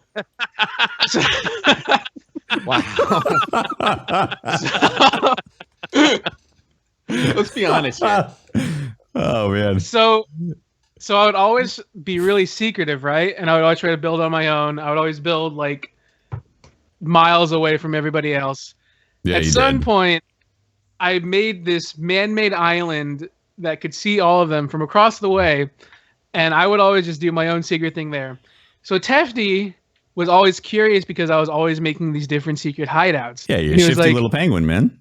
he was like, Blue's got a stash. Like, that guy's got a stash somewhere. Like, I know it's little shit. I knew it. He's got something planned. So he spent literally hours of his stream. We did it one weekend. He spent like an hour and a half, not that long. And then the second weekend, he was like, this is the stream. This is the stream where I find Blue Westlo's little penguin stash. Well, we made a bet. So I give him all these. We made a bet. Don't forget about before. We made a bet that if I won, Tefty, what was even the bet? That I had to say you're my daddy. That's what it was. I had to say, Tefty, you have to call Blue Weslo, the Blue Weslo, the man who has yet to hit puberty, that Blue Weslo is your daddy. On Twitter. To which Tefty replied, okay, well, you have to do the opposite for me. You have to call me Tefty Tef, the bearded muchacho, Thunder muchacho. That you have to call, that I have to call him daddy. So if I had found your stash by the end of that stream. If I found a stash. Yeah. Or if he found my stash, my bad. So it took quite a while. I literally hid my stash in the attic of my of my little man-made island, and he had spent hours looking all around the map, like underground in caves. And he was like, it was in your stupid attic, you little shit. No, what happened? That was it. No, here's what happened was Rob. He ended up breaking shit, and then Rob gave him hints. No, well, you were given hints, but here's what here was the ultimate hint. Rob was like, "Oh my god, I can't believe it's right here," and I had the map open at the same time, and I saw Rob on your island, and I was like, "Oh my god, it's on the island! This is unbelievable!" And you also had, I think you said, I can't remember if you said that it wasn't underwater. So I went to your island and I was like, where the hell could you possibly be hiding this thing? And then it was very obvious at that point. It dawned on me that it was in the attic. And I popped a hole in there. I was like, holy crap, your loot. Look at all these diamonds. That tweet. The only experience I have from Minecraft is from one of those Sunday sessions. I think it was like the very first one. It was like the very first one. Like I just came into your stream. You're like, dude, you need to download Minecraft. I was like, and I was annihilated, drunk. And you're like, it's just $20. I'm like, oh, it'll take me forever to download though. But it's 200 meg. It's like 200 megabytes, and I was like, oh, I can start playing. And then I join in, and the only thing I do for like 3 hours is just make Rabby's life miserable. Oh yeah, yeah, you were trolling him pretty hard. It was great. And then who gave me the TNT to blow up Rabby's house? Oh, you're that guy. One of my subs. Yeah. I can't remember Chris? It might have been Chris. No, it wasn't Chris. It was somebody was specifically going around finding TNT or things for you to wreak havoc on Robbie's house. I couldn't comprehend. I've never played Minecraft. I was drunk, and so I couldn't comprehend how to make anything at all. Yeah, you're making like a sky mud hut or something. We were like, what the hell is this? I was just building up into the sky with whatever I had on my inventory. And yeah, someone just gave me a block of TNT to go place. It was Ox. That was it. It was Ox. And I just placed a thing of TNT by Rabby's house, and I lit it and just walked away, and then just waited. Did you like look back when it exploded, or do you just keep walking? No, because I couldn't acknowledge it in any form or fashion, or else. I think you killed his dog too in that explosion. I did kill his dog. Oh my god! That's fucked. Dog. That is the most fucked up thing I've ever heard. There's a loyal dog. You don't kill dogs in Minecraft. You just don't do it. He got a new one. You don't kill dogs in The Division, and you don't kill dogs in Minecraft. Resident Evil, though, okay. Resident Evil, you can kill them. Also Bloodborne, because they're creepy as hell. Mm-hmm. Those aren't dogs, though. Those are like weird mutants from like Full Metal Alchemist. Yeah. We do need to move on to the Twitter questions, though, because God knows this is the first time we've had Blue on the podcast. Yeah. Well, Defty said he we comes couldn't in for invite him. Twitter questions. Sorry, Blue. Yeah, I said he was off the list for a long time. I'm ready for it. And then he paid me a bunch of money. I was like, okay, Blue, you can come on. Twitter questions today are split up. Hold up. Sorry, one more thing. If you don't mind, we should see what a moment from 2016 for Blue is. A spotlight moment for you of this year, or year 2 in general for Destiny. A spotlight moment for me. Yeah, something that really stands out that was like community oriented. Highlight. Yeah, highlight. I think it was probably the charity for St. Jude. I think that was probably the first time I'm always really low key in what I do. Whenever I stream, I'll keep it low key. I'll be like, "Hey guys, come check out my stream, please." And then I rarely do YouTube. I'm always really just happy just being in other people's videos. So when I got to do the St. Jude charity stream for DestinyCon, that was probably the first time I really felt like I was a part of the community, as doing something really awesome. Before it was just like, "Oh cool, I'm playing Destiny and look at all these really popular people I know." And then when that charity came around and I saw how much people supported me and how many people from my stream and from YouTube and from everything just came out and said, "Okay, well, Blue streaming for St. Jude's, like, let's donate a lot of money." And I was like, this is pretty awesome. This feels pretty sweet. Like, we're doing something incredible. And when I was in high school and college watching all these big YouTubers and streamers do all this awesome stuff, Twitch wasn't really that big back then, but they would always do these big charity streams. And the thing for me was, like, when you see like these awesome streamers doing these things for charity, it's like, man, like, you're using all of this awesome, all of the people that you've met and who are quote unquote fans. I don't like saying fans, but people that come together to make this amazing community do something for people who are less fortunate. It just gives me this really, really good feeling and sense of community. And I was really proud of not what I was able to accomplish, and I just would like me and Rob and Fruit have all been able to accomplish, but I was really proud of what the entire Destiny community was able to accomplish. So that was the biggest thing for me. That charity was the biggest highlight in Destiny for me. Awesome. It's crazy how many people that event had touched across the Yeah, that was a big one. Yeah, it was. We're gonna do it again this year. It's an incredible moment, honestly. It's really simple like that. It was just a whole week of just everyone who has ever loved Destiny and has ever loved any of these Twitch streamers, just everybody from the community come together, whether it be YouTube, whether it be Twitch, anything. You going to Guardian Con? I am going to Guardian Con this year, yes. Nice. So he is, though. You need to understand that I am buying you at least a few drinks. If you can find him, nobody knows what he looks like. Yeah. Oh, I know what he looks Look like. for the penguin. Yeah. Are penguins allowed to drink alcohol? How many drinks does it take to get a penguin drunk? I'm gonna find out. Pretty sure. Depends on what kind of penguin, right? Those emperor penguins are really tall. I'm not an emperor penguin. I'm a rather small penguin. I'll tell you what. I'm a little bit of a scrawny penguin. I'm gonna know it's you because you're gonna walk up. He's gonna be the only guy that walks up to me, and instead of saying hi, he's just gonna pinch me in the butt. No. No, there's gonna be other people that do that. You just invited a lot of people to pinch you in the butt. Flippers, like I did not. Poper might know me a little too well. Yeah. Here's some raunchy flippers. You get everyone's gonna know because the lights have always been out, but I know him. Oh my god! Oh my god! I know that pinch from anywhere. Poper can't do this. Okay. Jesus.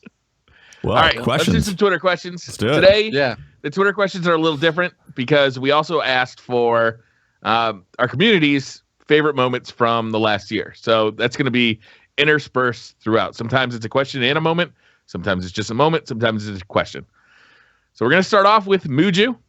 Yes. Favorite moment of 2016 was Handsome Dragon. Favorite memory 2016 wasn't a year of memories like previous years, but I think the Owl Sector and Fifth Monitor in The Wrath of the Machine topped the list. Mm-hmm. That's a pretty good one. That was a pretty Owl good Sector I kind of forgot about until I read this tweet. Yeah. What was that again? Remind me. The Owl Sector was the ARG that came out before the release of Rise of Iron. It wasn't really like That's the ARG. right. It was just like the thing that was kind of tracking all the diseases, the disease things that we were getting. That was Like, fun. Yeah. And then you had it. You came into really play cool for too. the Outbreak Prime as well. Yeah. Blue, do you remember like falling asleep and then in order to stay asleep or stay awake, you had to like read the perks on your weapon during that raid? So, dude, I was low key really mad at Tefty because he didn't brief me on this. We went into like a mission. Like he was like, "All right, Marines, we're going in with one mission. We're gonna find out the secret to this code. We're gonna crack the Russians' nuclear warhead codes." And me and Dork, we just went in there like, "Yo, man, like you trying to raid?" And Teddy was like, "Yeah, man, let's raid." 5 hours later, I'm like, I'm like, dork, dude. I didn't sign up for this, man. And Tefty's just going to town, and like his viewers are like, oh, dude, like what about like the Pythagorean theorem, like a squared b squared c squared. I was like, Tefty, man, I'm just trying to raid. Can we just kill Axis, please? Good Dude, times. man. You were doing funny you're doing some beautiful like sonnets on your Cositus. Is that how you say it? Is it Cositus or Cocytus? However you pronounce it. Cocytus, whatever it is. Man. I pronounce it Cocytus. You were saying you were doing some eloquent speech about the perks. You were doing like a live weapon review while I was trying to. Tefty was like, Blue, I need you to focus. Stay with me, Blue. Like I'm like being ripped from dimensions or something. You were, man. You're like actually being taken. It was incredible. You're bleeding out, I was like, my Cocytus is beautiful. It has blue liquid goo like a Kool-Aid commercial. You can see the goddamn Kool-Aid man chilling right in there. It has a beautiful perk with Firefly to shoot through. Blah blah. Like it was wonderful. For a solid 5 minutes, I went over the sheen and the detail of my Cocytus. It stuck vividly in my brain. Vividly. Yeah. It was still fun. Because we at that point, Tuesday the raid, or was it Friday the raid came out? That whole like 3-week period was a blur to me. Days just blurred. But the first day the raid came out, me, Rob, and Fruit, and a couple other people, we did the raid, and it was like super easy until the last part, and we just could not get it done. And when, like probably like the 5th hour, Rob just totally chokes on the final part, like the worst choke in the history of chokes. The choke to the final chokes. Totally quit. So I don't raid Saturday and I don't raid Sunday. So then it's not till like Tuesday night, the week after, I'm like, Tefty's like, hey, you want to raid me? I was like, oh, I'm finally gonna be able to finish Rapid Machine Raid for the first time. And then we did 5 hours. Oh shit! 5 hours later, deep into the think tank. 5 hours of CSI Miami. I feel like I told you that I was doing some raid secrets. I was like, I'm pretty sure I was like, hey, we're going in, but we're also going to stop in the CPU room or the computer rooms, the server rooms, and doing some investigation. Maybe I wasn't like truthful about 5 hours. That's like the equivalent of being like, hey, man, we're going to McDonald's. By the way, we're going all the way across the state to the McDonald's in the next country. Like, that's what you took me through. It was still fun. I'm not gonna lie, it was still fun though. Rich GTR says, if old raids come back, what should the challenge mode be? Best moment was Patrick losing his shit over the throwing knife nerf. That was a good moment. Old raids come back. Challenge mode. What do you think? Will there be a challenge mode? Will we get the old raids back? You guys still feeling confident about that? See, the way the current raids are designed that have had challenge modes is they're designed and then like kind of reduced down. Like here's all the mechanics that we want in the fight. And then it's like, okay, now we'll reduce it. We'll make it easier from there. And that'll be hard mode. We'll reduce it from there. And that'll be normal. So they'd have to, I don't know if they could like add stuff to the fights. Double the amount of snipers in Baltic Glass. Well, they kind of did that with... People really didn't like it when they did with Crota, because it wasn't until Taken King that they started doing that approach where start off with the whole raid in mind, then delete stuff. In Crota, I don't think anyone is 100% sure that they watched what the community did and looked at their strats. But people were really mad because people were doing the left door strat, and they were just sitting in the left door, DPS in Crota, then Swordbearer would come up, repeat till you beat him. And then with Crota hard mode, they added the Major Wizard, and the Knights were even stronger. And people were like, Bungie, like, why'd you do this to us? Why are you adding stuff harder for like legit strategies? So I think they could. They would add maybe overly infuriating stuff, but the community is always going to figure out the best way to do it. Mm-hmm. I want like Nightfall stuff on raids. Honestly, I think it'd be fun. Like, I want old Nightfall back. Old Nightfall, yeah. If we had like things change thank you, Blue. Nightfall challenges, yes. Yeah.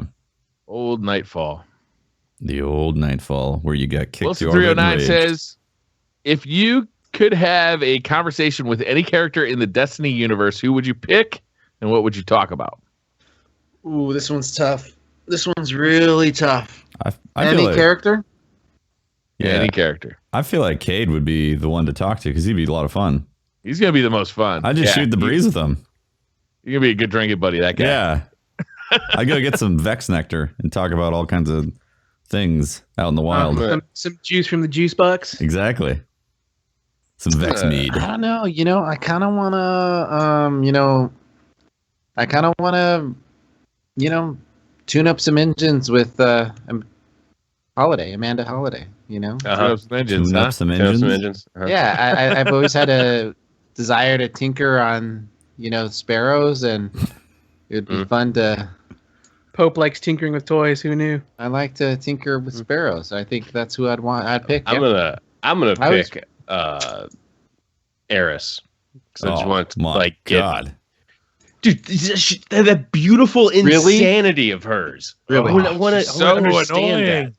She's a party killer, just man. Wipe the mascara off, man. What a buzzkill. She's like Debbie Downer of Destiny. Most depressing person in Destiny. Not most depressing. Not most depressing. Yes, she is.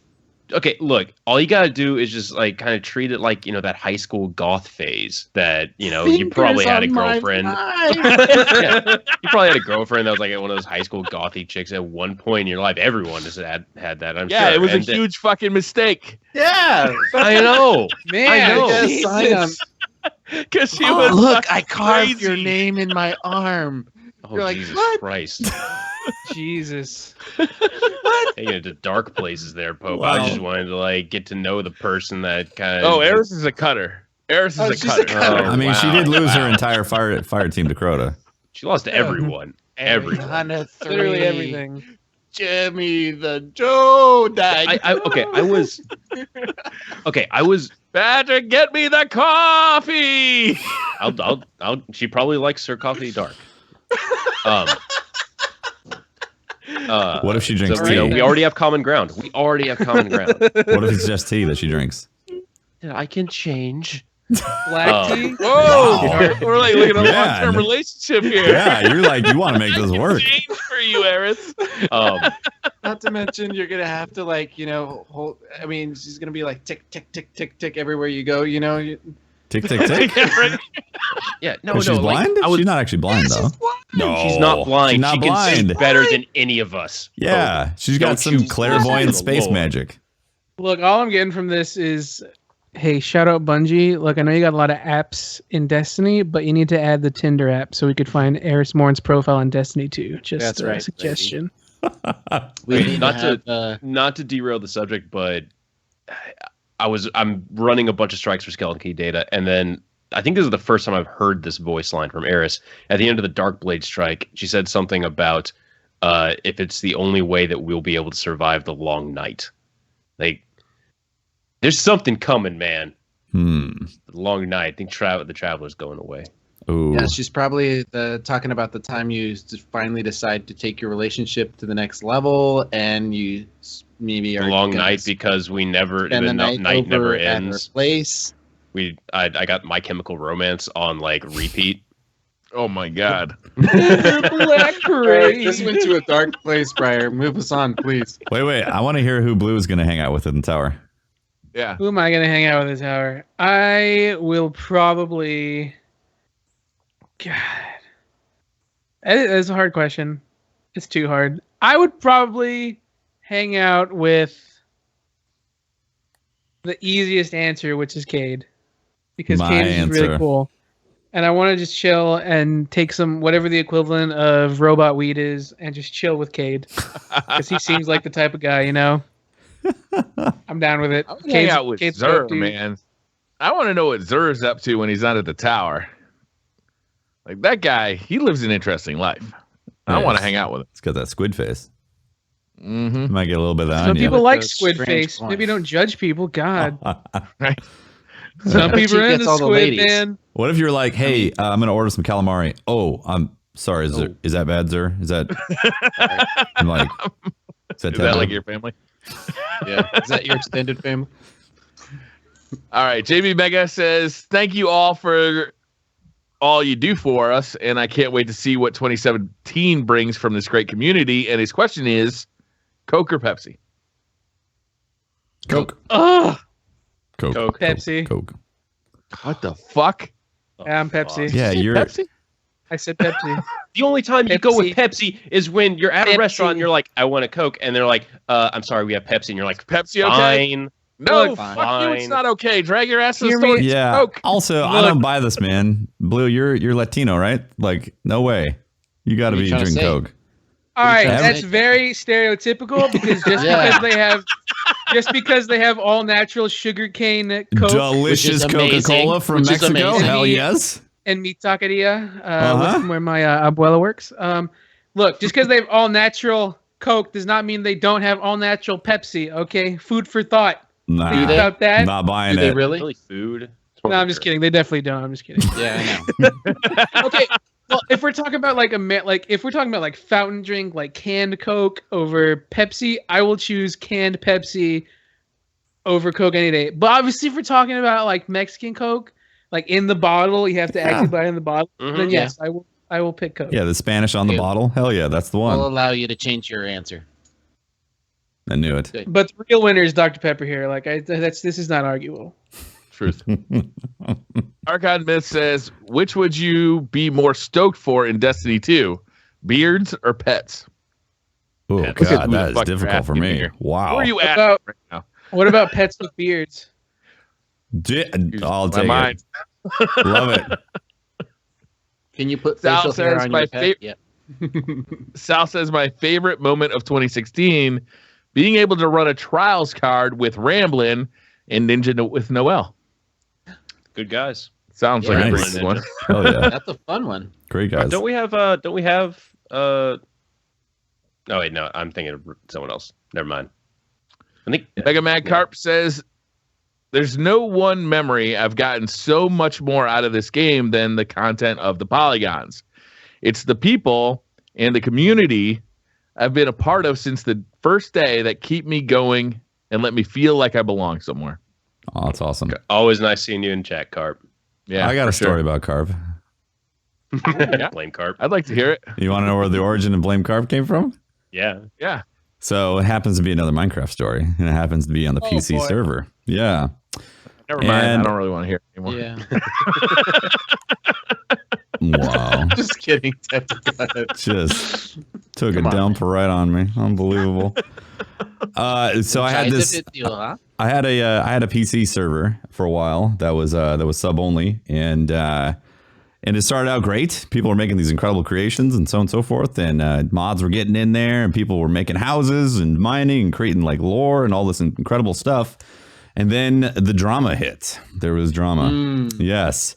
Lord Fortune, one of my mods, is like, somebody burnt my house. I was like, what? What are you talking about?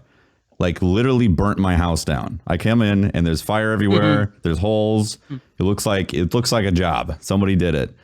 And it Looks like a job. looked like it was a hit, you know? Somebody put a hit on his house. Turns out Carp finally came, he decided to give up the knowledge that he was the one that went and grabbed a bucket of lava, decided to go up to Fortune's house and douse it. And he initially blamed it on Kahlua, which he then redacted later because he was nervous about the actual result. So that's the origin of Blame Carp right there. Blame Carp. Jimmy Pike HK says, the Gallarhorn quest, the music in the final quest mission, along with the nostalgic feel of its insane power, was epic. Mm-hmm. It's a good moment. Just the Saladin had constant heavy ammo there. Yeah. Yeah. You get it finally, and you're like, ah! A Shooting pretty at tough everything. battle, like right beforehand, too. Yeah. Saladin had some pretty good lines too during that as well. I won't spoil it for anyone who hasn't done the quest already, but Galahorn quest line is fantastic. Yeah. Main's World says, favorite 26 moment was when Miss 5000 Watts finally got her kitty cat cape in Trials. The story, she really wanted that kitty cat cape, obviously. And I got mine the very first week. Yeah, And then I think Ian got his, and because we play every week together, and we all, like, both Ian and I got the capes, and then Watts didn't get hers for like 4 weeks. Yeah, she was very happy to finally get it. Or Watts. There she is. She's in chat now too. She knew. Maybe, She maybe did it's know. Dino outside. Do you think the method for getting Thorn and Icebreaker makes it special to get an exotic again? I think it adds an excitement level. Yeah. I think it's a lot better than It's a just step in popping the right it out of direction for engram. me. Yeah, The problem is the Thorn and the Icebreaker are weapons that we've had for 3 years. exactly. That is the There's problem. only so much Process, excitement though. they can generate. Yep. The process, though, are we gonna if they came Process up with is that better. process for this new exotic? I think that both methods that you mentioned, getting one from an engram and then getting the quest from like basically RNG, is the exact same to me. You're effectively relying on RNG to get it, and I don't think it's that special at all. It's just a random number generator going in your favor. He's just ignore him. He's just salty because he's got bad luck. I don't want to True, pull he does out. have bad luck. I don't want to pull out the greatest exotic in front of Rahul. That's my thing. Agreed. No, I'm absolutely in agreement. I'm glad that they removed 3 of coins, but it's too late. They didn't remove it. That's a glitch. Oh no, they removed it. They removed Mm-hmm. it. It's gone. Sarcasm. Forever. Sarcasm. 3 I points is really still hope fine. that that this is something that they're gonna keep going. I know It what sucks. yeah. I will Thanks, violently 2016 defend for blue 3 for of coins. 3 coin. I just want like really long, drawn out quests. Because when they Yeah. started off, they said, "We want people to know where you got your weapon," and when they see the weapon, they say, "Man, they worked their ass off for that." Blue Weslo, But where did you get your first exotic in Destiny? Okay, so my first exotic was actually kind of epic. My first exotic weapon I ever got was my Yalahorn, and it was the first time I finished the hard mode Vault Glass. I had Wow. not gotten Wow. an exotic at all leading up to the first one because I didn't go to Xur. Okay, well, and then the second week, I guess technically my first exotic was Sunbreakers, I guess, but that wasn't special. But the first exotic that I got from the game that wasn't bought was my Yalahorn. And when I killed Atheon, gun that popped up was Yalahorn, and I was like, this is it. This is my exotic. So technically Sunbreakers, but it doesn't count because I bought it from Xur. Like, no one cares. All right, Blue Weslo, where'd you get your first Zalo Supercell? First Zalo Supercell. I think I got it the first couple days of when 3 of coins was broken, and you could just spam them. Which experience was better? Definitely randomly getting the Yalahorn from beating Atheon. 100%. 100%. I think every Thank you. exotic experience I got from year 1 was a lot more. It wasn't perfect. I think it was still really flawed, but it was a lot more impressive because I didn't have hey, pop 7 of these in a row, Yeah. and you get a Right, random just one exotic. boss over and over again. Congratulations. Yeah. I'm in the minority here on the podcast, but I You've got a love bad 3 of coins. opinion. Yep. 3 coins is Fine. trash. That's fine. Yeah, I feel it reduces the looting experience. okay. Yeah, Pope, I just- by the way, Pope saying they've been removed is a reference towards them not showing up on Xur last week. By the way, so don't. I see some people in the comments. I'm not saying anything about anything that I know. It's a Yeah, reference to that. It was Yeah, dry it's just a sarcasm. reference. It's just a reference to Xur not having them. Who did That's all a it Xur is. video last week and only figured that out like 6 minutes into the video? Oh, yeah. When I was going over, I was like, oh, look, he's got Wait, heavy something's and he's missing got here. more heavy. Why doesn't he have 3 of coins? Yeah, heavy That and Briar's heavy. happy about this. At first, I couldn't figure out what he was missing. So I was trying to figure it out. I did. I did my video for- live, and man, people were Yeah. flipping out. They were like, "What the? What the? How the? This is a travesty. I can't believe this. Sir, you Dirty coins are the rarest item in the game now. Where am I supposed to get my 3 coin? Nightfalls? Good God! Someone find Datto and get him on this. I see a video coming. I think that, for my family at least, being able to buy exotic shards was pretty dope. Mm-hmm. Yeah. We needed that. We needed to be able to buy them. Well, they did have that in towards the end of year 1, right? Right, but my wife and son started playing 0.5? recently. Yeah. No, I'm just saying, that's a resurgence. They realized that they should have kept that. Jonathan Gherkin says, when are we getting Vault Space? Ask about Vault Space and you're guaranteed to get on the podcast. Man, snuck it in. I just it's incredible. This episode of Mythbusters, we find out if that's actually true. We can confirm this myth is confirmed. The Destiny Community Podcast is now looking for a new person to curate questions every single week. Send applications to the Destiny Community Podcast applications at no longer valid email address.com. Brood King 23 says, favorite moment was when I saw the meme about the forklift being a raid boss. That was a pretty good one. That was great. Brandon Mulbrenner says, why do you think Bungie has shifted from Twitch streamers showcasing for new releases pre-launch? I missed those. I think there was an unpredictability when they brought in a Twitch streamer. No, here's what I think. I think that they haven't done like a major release of that size since then. I think they're still, I guess that's wrong because House of Wolves was of the same caliber. Yeah. Yeah, they definitely went a different direction, right, Tufty? They didn't we didn't get those streamer releases for Rise of Iron, did we? It's true. I just feel like Rise of Iron is a different type of expansion in comparison to the future of what's coming with the game. Yeah. I feel like they have an opportunity to curate their message a little bit better when they do it themselves. Yeah. When they brought in streamers, there was some wild cards being thrown around a little bit. What are you trying to say, Brian? Saying that, if you point out a secret in a social area, then they might not look too kindly on that. Look, I just found a ghost, guys. Check it out. Look at that. I'm not saying I wouldn't have done it either. I'm just saying it lets them curate their message a little bit better. Yeah.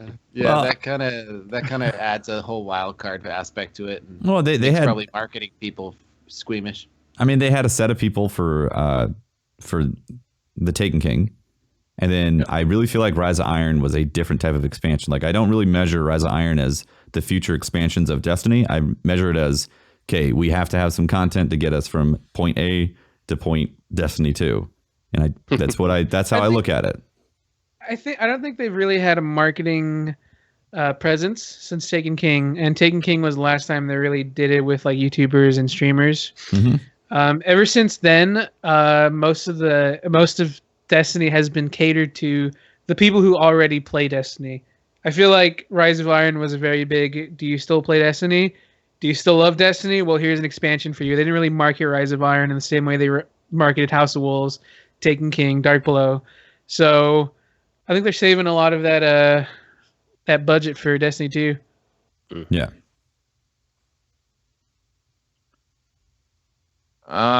Spectre CR says, would you like to see the D2 campaign be about the Stranger or about the city collapsing because of the House of Kings? All of it. Yeah. I want an epic saga. All right. Matthew Shadbolt says, clearing the final room of Taken with 1 second to spare and seeing the black spindle drop for the first time. Incredible. That was a good moment. That's, I think, the best exotic quest we've ever gotten. Mm-hmm. 1 second to spare. That's exotic. That's an exotic that you earn. Right now. Yeah, for sure. You had to. You don't get that one for free. That was like the PvP version of streamers doing trials carries. Yeah. Right? Is the PvE version of that. It was, we're doing spindle carries today, and people needed it. People they were did. trying for months to get it. Oh, I know. I would, every time Black Spindle came up, I whatever I had planned for that day, out the window, did spindle carries for 12 hours. And how many people you think you've helped? Is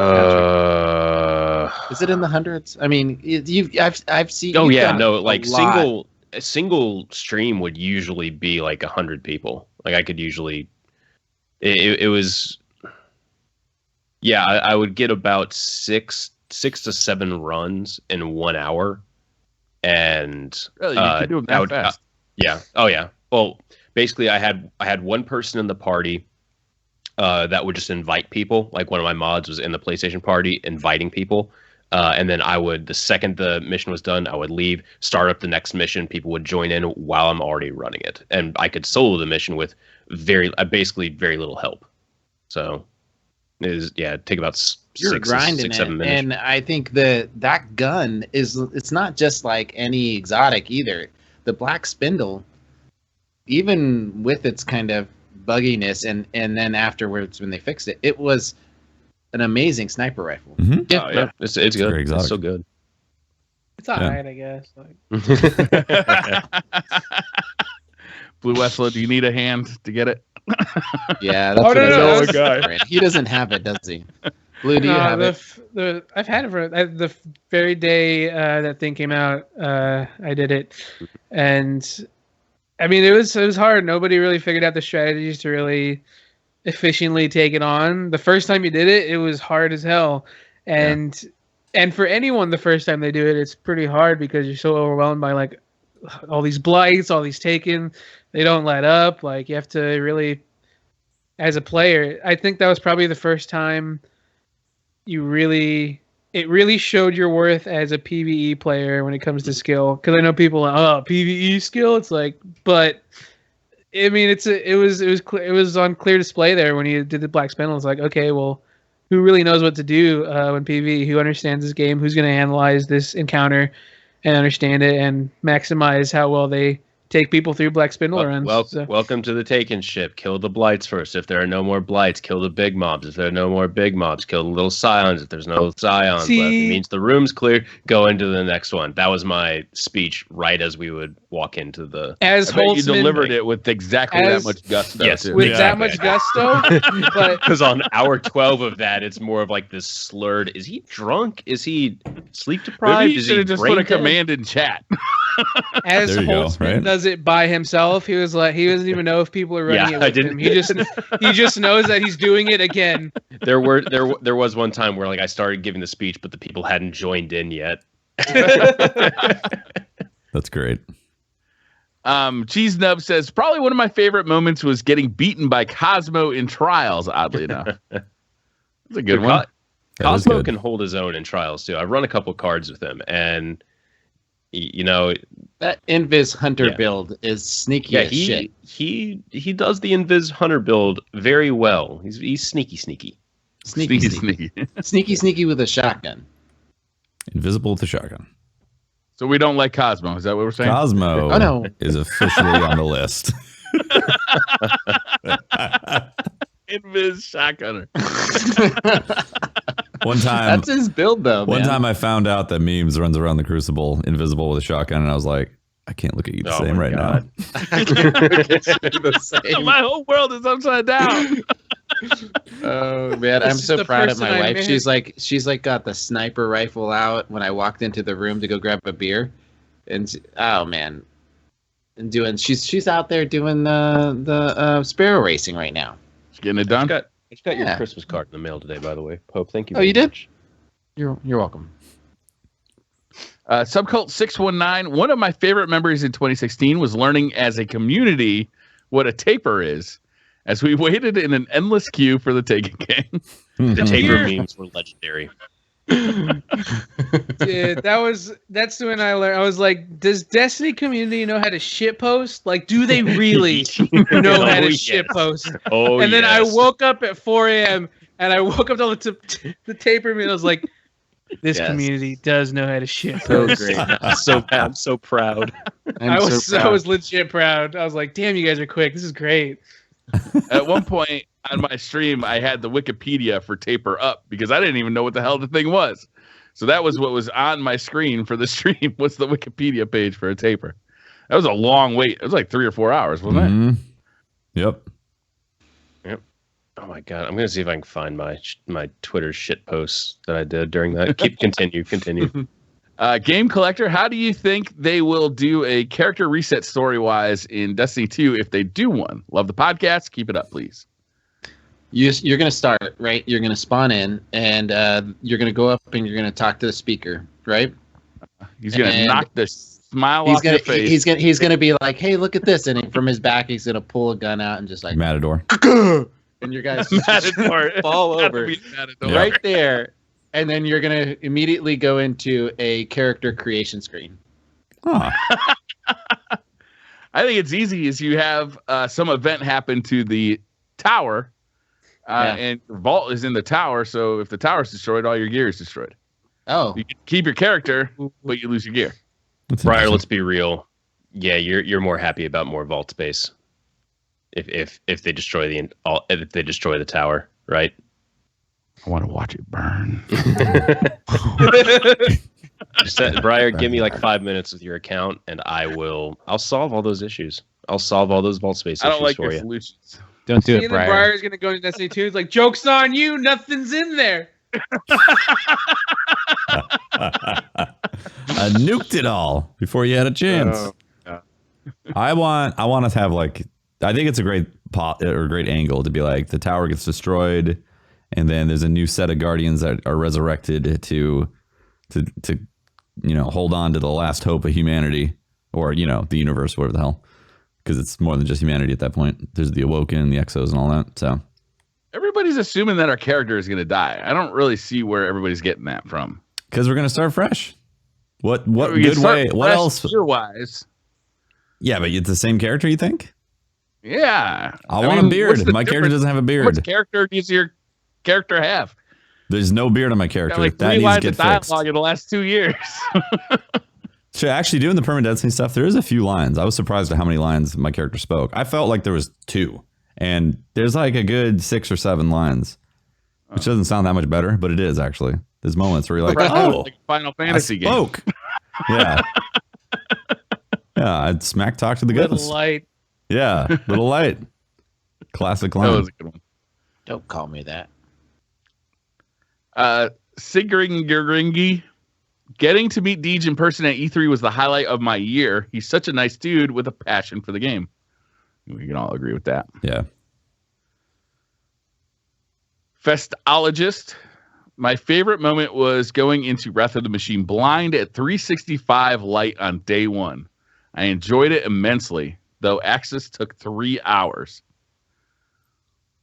That's good. Blind raids are awesome. They are. Blind raids That's are one some of my highlights favorite every moments. year. That's Blind my raids favorite part of are the Destiny. highlight. Mm-hmm. Yeah. 11 hours at Vault of Glass and then having to just call it a night. Yeah. That's hard. That's hard. That But was coming hard. back and finishing it feels real good. Mm-hmm. That was tough. But- I fully admit that we did not do it our first time. Spent the entire day. Sometimes when I make a video that has like a raid strategy in it, I almost regret putting it out there because I know that somebody is watching that and they're going to know the strategy going into a raid and they're going to ruin it for the rest of their fire team. You know, Like, it makes me a little bit sad every time I do that. Bloody Smack says, when is the next podcast showdown? It has to be DCP versus PD. I love the guys who are doing the Planet Destiny podcast right now. I would love to do that. I think it'd be a lot of fun. Story, all those guys. Story, Blacklink. Fallout, Blacklink. I mean, I just think it'd be really hard to embarrass them in front of all their friends. I mean, It's true. I mean, we do have to think about their feelings, I guess. it's true. No, I'm okay with it. I don't know if Tefty wants to get embarrassed again. What are you talking about, Blue? Tilt. What are you talking about, How do we Blue? hang up? Where's the hang up Remember that, button? I Tefty? can't find it. No, I blocked it out of my memory. Oh, I don't know what you're talking about. I did, yeah. It's been blocked. It's all right. Yeah. I have to remind you, check out this youtube.com/Mr. Fruit. Look Nick, for the Listen, video. I blocked Hilt Tilt on Twitter. It can't affect me. It's blocked. Did you really? No. You should. It'd be funny. We're gonna have to maybe sub Tefty out for Patrick if we're gonna do another I was like, Where's Dream Team? challenge. You know, No, I that quit like, after you that. you guys I'm want to done. sub Holtzmann out? And then Holtzmann comes in. He's like, if you guys mess this up, know that it's because I wasn't on your team. That's it. Oh my god. My favorite part of that though was getting to bag Blue like right off the bat. I killed Blue and then bagged him. Enjoyed that too. Oh hell yeah! Because I told him I was gonna bag him. I had so much tilt, and it felt so good because he was bagging me on purpose. And then at the end of the hill tilt, we just bag him after every kill, and I was like that, Nefty? Is this what you wanted? Is this how you like it? You raised me to be like this. I learned it from watching you. When you see your dad drop his balls on someone else, you want to do it too. Nick says, best moment this year was watching a big fat check for $500,000 go to St. Jude. We did that, us. Hashtag Destiny community. Absolutely. Best part. Best part. Timeless Mythiclass says, favorite moment of 2016, Patrick telling us how he passed out running to his flight. Yep. I bet Patrick doesn't share your feelings on that particular best moment of 2016. It was probably one of my lower moments. By the way, still need to start that cardio. Haven't started that cardio yet. Still working on that. Hey, I'll wait till New Year's resolution, and I'll be like, okay, this year when it warms up a little bit more outside, I'll start cardio. And then when it starts getting warmer, it's hot out. I'll wait for it to cool down. When it cools off a little bit. When it cools off. For me, it's more like when my social life picks up, I'll go outside. Oh, when's that gonna happen? Oh, Destiny. Self-burn. Destiny 3. Destiny 3. Timeless Mythiclass says, does having a play to win and must win every match mentality make the Crucible unhealthy / stale? What? Some seem to think so. There's mayhem. There is so many playlists that you can jump into that are just for fun. If you are taking that mindset into PvP, you are doing it wrong. Because there are some playlists that are super sweaty, but there are definitely others that are not. It's more about a mind. Yeah, like you said, it's a mindset. If you're going in with the mindset of I want to win, I'm playing to win, then yeah, you're gonna get frustrated when you don't win, especially when stuff is out of your control. Like maybe matchmaking puts you against some people with red bars, or maybe just team isn't working out too well with each other. Yeah, you're gonna get really frustrated. But every single playlist can be played for fun. I know it's difficult to do that at times because the pressure to win is often very overpowering, but get over it sometimes. Mr. Goodbite says, best moment, finishing Moments of Triumph, followed by getting my $777,000 t-shirt. Expensive. God, that's a lot of money on those t-shirts. Mike says, do you think Jur should have a set inventory that he sells? That way some exotics keep their exotic rarity, like Hawkmoon and Galley in Year 1. I personally think that Zur should not sell exotics and just be engrams. I think you should sell Year 1 PvP. Year 1 PvP is through Zur's door. Yeah. Oh, damn it. Okay. No, honestly, I was really hoping there. I honestly think he should just sell engrams, like legendary engrams. So if you want to have a chance of getting an exotic, it could be through those engrams that you buy from them. Having the I know the concept of Zur is to have a level playing field for people that may have had bad luck in the past on those particular drops, but it reduces the value tremendously. And then every week now it's like, oh, well, Zur's crap, literally because I have everything. Well, if you sold engrams, it might turn into a god roll, the Event Horizon, then I'd be gobbling up those. Oh, you're talking about like only selling legendary engrams. Mm-hmm. Not exotics, not exotic engrams. So remove exotics completely and remove exotic engrams and make it be a engram vendor for the week that you can spend strange coin on and not legendary marks. I don't know if I can get on board with that. Sounds good. But I did like Year 1 how Hawkmoon and Galley didn't come around. It did create more rarity. My view is that none of that Zur just is satiated with his desire for strange coins and selling exotics, and he goes to dealing in legendaries. I don't know. My personal thing is, if you feel like Xur isn't that special anymore because you have everything, then Xur isn't for you. No, it's 3 of coins fucked it up for Xur. Yeah. Xur. 3 of I coins, want To man. break some 3 of coins kneecaps and get I think it'd that. be cool if Xur. Xur's going to be instead out of- working as a carny soon if he doesn't get a little break from this. He's been Economy's a killing carny. Yeah, he is a He's been a sideshow. carny. Like, let's be real. Yeah. The sideshow. Yep, that's right. Josh Rogers says Batman versus your Guardian in a 1v1 all-out fight. Who wins? What was it? Batman versus Batman your versus your Guardian. 1v1. Who wins? My Guardian. Yeah? Yeah. Even if he kills me, my ghost resurrects me, and I beat the shit out Batman of him doesn't until he kill dies. people. Pope, come on. Well, we don't die either. That's why we're Wait, not didn't you rated say R. Batman versus Superman? He's killing people all over the place. Yeah, It's true. See, I'm gonna have to definitely go with Batman. I don't know if anyone's read some Batman comics, but Batman gets real dark to get the job done. Like in one specific comic, he actually straps bombs to a planet to threaten whoever he was against. I don't even remember. He threatened to blow up a planet. Straps bombs. That's the vocabulary Cabal I'm style? going with. Cabal style, yeah. Hmm. He actually threatens to blow up this person's planet. Doesn't So this he planet could- have like bombs strapped to it with all the Samsung Galaxy he Notes running around? Yeah, he put one giant Oh, sick Samsung burn, Galaxy Samsung, in the eat it. middle of it. Launch Too the soon. Note 7. I officially But I- dated this podcast. But I feel like Batman would strap one giant Samsung Galaxy in the middle of the Traveler and say, "Not today, Guardian."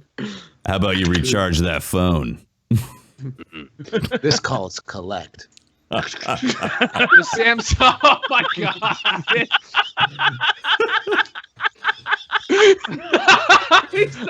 Oh my god. That was a good one. I don't know. It's midnight.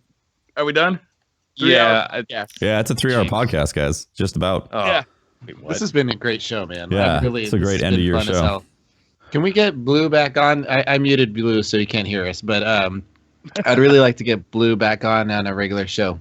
Sounds good. We can make that happen. All right. Cool. Mm-hmm. Excellent. Definitely happen. We'll schedule stuff. Awesome. All right. Everyone, thank you for tuning in. I hope you have all had a fantastic 2016. If you haven't, there's always 2017. Yeah, it's probably That's the Sounded bad. better. That come on. that sounded way better in my head. What Thank are you you for looking tuning at? in. Thank you for tuning in to the 13th episode of the Destiny Community Podcast. If you want to find me, I'm Holtzmann. You can find me at Holtzmann_YT on the Twitter bye. I am Briar Rabbit. You can find me on Twitter at the Briar Rabbit. You can find me on YouTube on the Briar Rabbit channel. You can find me on Twitch streaming. Just look for Briar Rabbit. And that's it. I'm Tefty Teft. You can talk to me at Teft on Twitter. You can catch the streams I do on twitch.tv/Tefty Teft and catch archived broadcasts on my YouTube channel as well, Tefty Teft. I always tweet out when I go live and all that stuff on my Twitter account. Blue? Oh, my name is Blue Weslo. You can check me out on youtube.com/Bluewestlo, where I have actually uploaded a video for one. Shout out to everyone. What? No. Made You fun of uploaded a my video? three. Recently? Uploaded 3 videos this week. Oh, What? 3? Ripple. This is crazy. This is You also It's find like me- a sign of the apocalypse. Yeah. You follow me I'm on good. Twitter. I'm going. I know where I'm going after the podcast. Yep. And this has been Pope Bear. You can find me on Twitter at Pope Bear or hanging out on these guys' streams throughout the week. We do have a couple things that we want to do. We want to do any subscribers or. Well, Right. we got to finish the video first for the. But VOD. are we going to do the video? We were going to play. We've been telling the people video in chat oh, yeah. One more time. that we're Yeah. going to play the video one more time. So any of you guys that are in chat right now, Daddyphatsnaps was our first guest, and he made a great rap about this year, and it's a kind of a message to the community. And we're going to finish off the show by playing that video for you guys now. And then we're going to stop the recording and we'll come back and do subs and and talk raid to and you all that. guys a little bit and do a few other things. Okay. Cool. All right. I'm going to set that up right now. Guys, be quiet in Skype because it will be picked up in the sound. Yeah. Oh my God.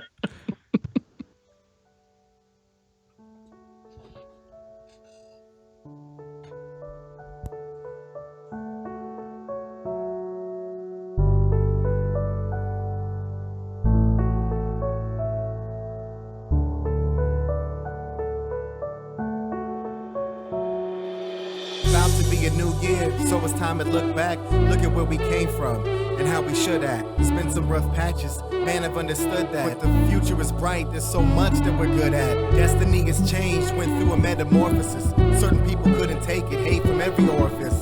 But I'll tell it how it is, no choruses. Patience wins games, hair 0-1 tortoises. Amazing how far that we came in 1 year. And it all started with one mouth and one ear. We transcended the game, our love was the recipe. 540K, all raised from destiny. The community is one, I sat back and realized this is what it's all for, no longer have to theorize. Why people keep flocking back daily. It's the memories you'll have when you're knocking at 80. Meet your best friends through a game, that's crazy. But it happens every day. I started thinking that maybe at the end of the day, we're all the same family. We have our disagreements, but our love is like gravity. Every now and then we go our separate ways in the orbit. But whether it's an hour or it's 7 days, we always come back from our separate page to start a new chapter together. Whether it's the rage, PMs, private matches, all access. Sweat it out with your friends to take on Axis. And it's only getting bigger, go figure.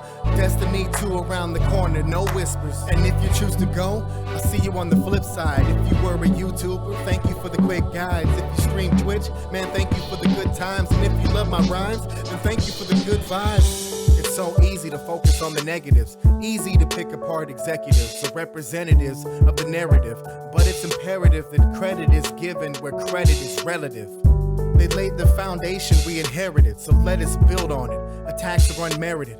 Talk to each other with respect. I swear it is a much better tactic than approaching with arrogance. So I'ma look forward to the future days of making dank plays and clutching those future rays. Daddyphatsnaps here to broadcast Happy New Year's through the DCOM podcast. Now take what you've learned in the past years and pull yourself up. You and your class peers. Not saying that we'll always live happily, but when it comes to destiny, man, we're a family. So as you go into the new year, remember the people close to you that made this more than just a game. Remember the best friends you've made along the way and the relationships you've built through destiny. Whether you're a hunter, a warlock, or a fellow titan, we are all family. And from me, Daddyphatsnaps of the Destiny Community Podcast, Happy New Year, Guardian.